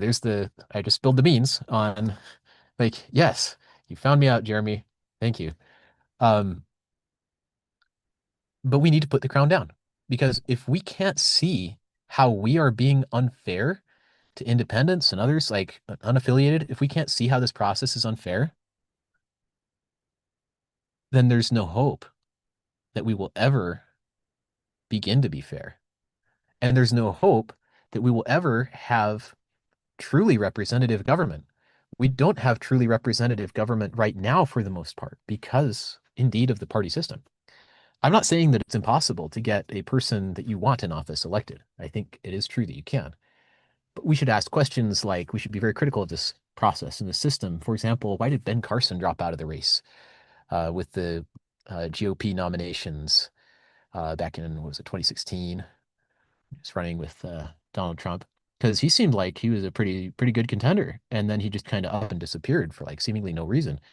And it was the leftist media, by the way, that effectively um, they ghosted, they shadow banned Ben Carson. His assessment of that was he held this they had this interview or debate or something. He did really well at it, and he said they were looking for a gaffe and they couldn't find one, so they packed up and then they just didn't even report on it, like it never happened, right? And that's one of the ways where the Democrat Party actually selected Donald Trump as the Republican nominee in a roundabout way. And I think we get so delusional because we're spoon-fed this fantasy narrative that it was just inevitable that it would turn out that way. That's the will of people. I'm sorry, but that's Bolshevism. Bolshevism controls the media. This is what they do. They infect the media and then they spoon feed you a certain narrative that they want you to believe is true. They're the ones who are responsible for putting, pernicious doctrines into public education and then just repeating them often enough that everyone suddenly or gradually believes that they're true. Like boys can be girls and stuff. That's the Marxist indoctrination process. It's a self-fulfilling prophecy kind of a thing. And Donald Trump being the nominee is one of those arguments. Self-fulfilling prophecy, and they did it in collusion and conspiracy with the Democrats. The Republicans did. So Washington GOP. Have I successfully collected enough signatures to force a runoff? No, Jeremy, I have not collected a single signature for my race. And I really don't believe in signature gathering as it's not a good way to get to the ballot. But let me help you to contextualize your earlier question about the parties here a little bit, because the truly evil thing about SB 54 is that it enables pay to play and that it's not a competitive election method. If I were to go door to door trying to gather signatures for my race, I would tell people something about myself. I would say, do I have your support, right? And there are still situations like, and this is true in our caucus system, where you need a nomination, where you need a second, right, in order to be able to move forward with a motion or a certain action, right? And so that may be partly where the signature gathering derives its inspiration from, is to say, well, we want to be sure that this has enough momentum before we take it seriously.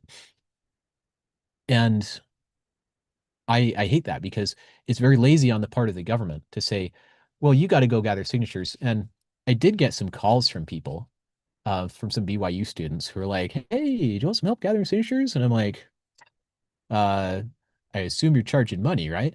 Not just because you believe in the cause. They're like, yeah, we'll do it for $10 a signature. And I'm like, I don't have 70,000 bucks.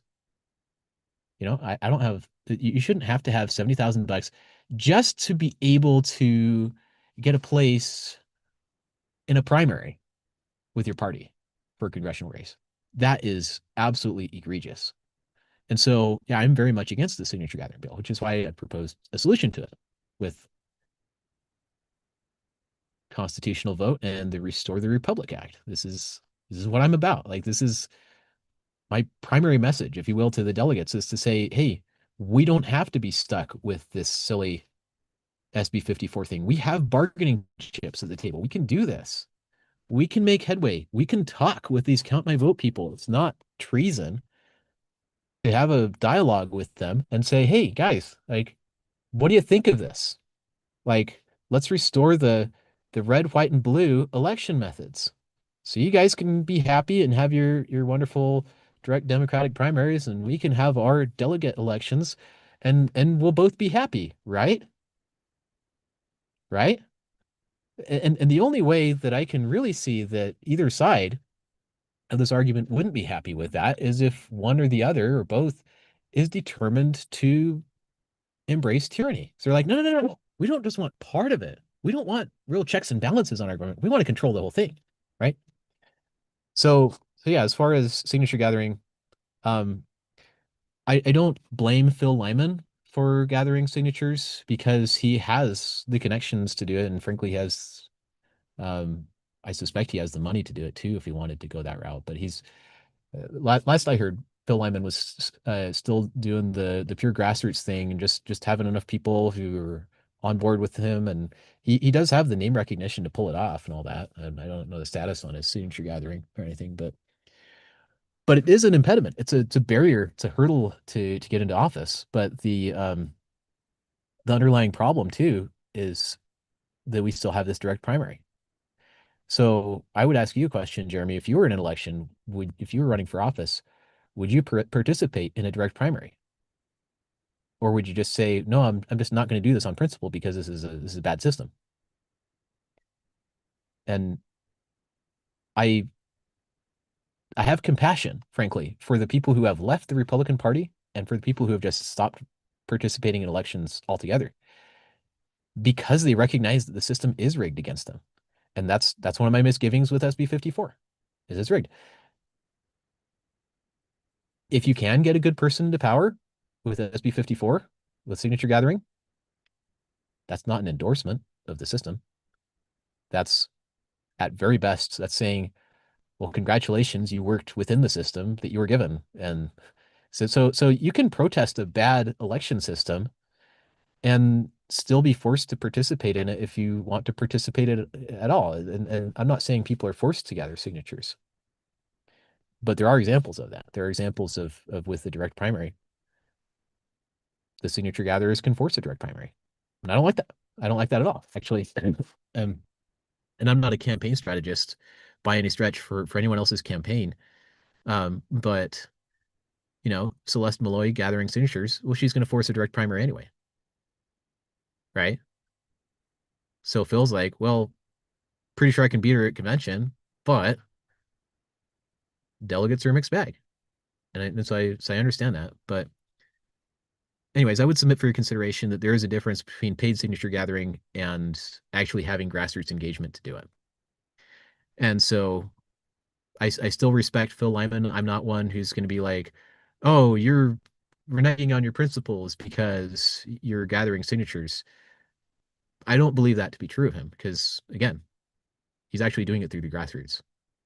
And I don't have the resources or the name recognition to do that besides. So I'm like, I obviously love the caucus convention system. I recognize it can be gamed to some extent. But again, this is why I'm like, I want the independent checks and balances rather than having it be a multi-stage filtration process, a gatekeeping process where they're whittling down the opposition.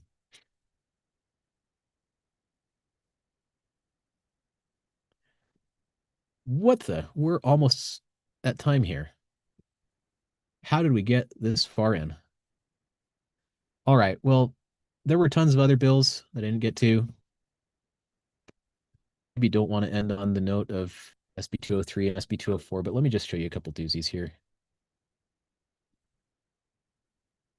for those who are still on. Check the live stream real quick. See if anybody's on there. Beg your pardon. I'm still, like I said, I'm just a one-man show for the time being. If you want to volunteer, feel free. Um, oh, this is claiming there is no SB. Oh, you're right. It was SB 2025. That's what it was. Okay, this is what I do when the search engine doesn't give me the one I want. Just change the URL. Yeah, judicial standing amendments. So Brady Brammer claimed that this was pursuant to the traditional standing requirement to ensure that you have a personal stake in the outcome of the action. But the thing is, they added all these additional requirements, and they did include the what did it say? There was some. Hang on. Real property interest. Okay. They shall establish that you meet the traditional standing requirement and you have a substantial relationship. This is for third parties. Okay. But yeah, this is my basic beef with it too. Is that, like I said, you had to prove all this stuff in advance. You had this massive burden of proof up front just to be able to exercise your right to sue. And the proper venue for this, again, is just like if if you try to sue someone civilly and a jury finds, or a judge, if you didn't demand a jury and your case wasn't sufficiently high value to be able to get a jury for a civil case, then they find that, oh, well, your case, you weren't injured, so you know that's how you'd figure that out. There's no like standing thing to be able to pre-screen and pre-filter. That's just prejudice. It's prejudicial. Screening the cases out of hand up front. And this is not the traditional standing requirement. The tradition, whose tradition, right? SB 204 in its original version, get this. I actually ran into this in my appeal to the United States Supreme Court. Wait, this is where they're talking about likelihood of prevailing upon the merits. I was looking for that in the other one. Um, so a defendant, if a trial court grants an injunctive order in an underlying claim is that state law is unconstitutional, so a constitutional challenge, the defendant may file a motion for the court to make a finding as to whether the plaintiff can establish by clear and convincing evidence that there is a substantial likelihood that the plaintiff will prevail on the merits of the underlying claim that the state law is unconstitutional. In other words, you don't actually get to challenge the constitutionality of the law in a great number of cases because we're just going to decide upfront that, oh, you're not likely to prevail. What? That's garbage. And I'm sorry, but like We need more people who recognize that that is garbage and who are willing to stand up against that and say, no, you don't get to issue prejudicial judgments, prejudicial treatment. So you can challenge the constitutionality of a law. You're in a trial court, right? Jury hears the case, says, yeah, you're exempt from this requirement because we find that law to be unconstitutional. There you go. There's your safety relief valve for all the corruption of government. Trial by jury. And this infringes on that by gatekeeping it. And again, they don't even mention juries here. This is how they do it. Most of the time, they're not even talking about this institution. They're just hiding it from you, burying it, suffocating it. But get this. This is one of the sweet points I want to leave you with here. Subsection 3. Upon a motion under subsection 2, the trial court shall make a finding as described in subsection 2 in writing that resolves any doubts in favor of constitutionality. Okay.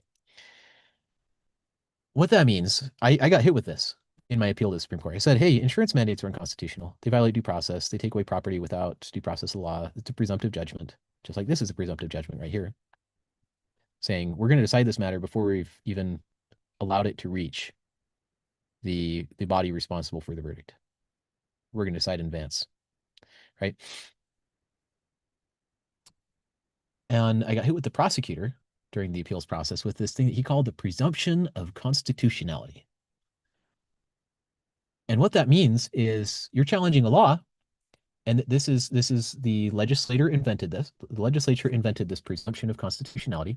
It's being exercised by a prosecutor from the executive branch, and then the judiciary, the judge, says, "Oh yeah, that's our precedent. Our formal binding precedent is to uphold the so-called presumption of constitutionality." And this would actually bind the judges to do that.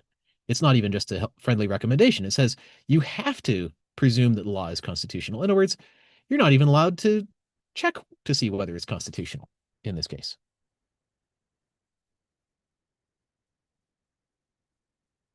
And they're using it to revoke your right to suspend the operation of that unconstitutional law because they just presume that it's unconstitutional. They presume that the law is constitutional. So this is why I said, and I've challenged Brady Brammer on this, and I said, hey, look, your bill, SB 204, suspensive appeal amendments in its original form last year, this is what I said you're trying to grant, your bill would grant the legislature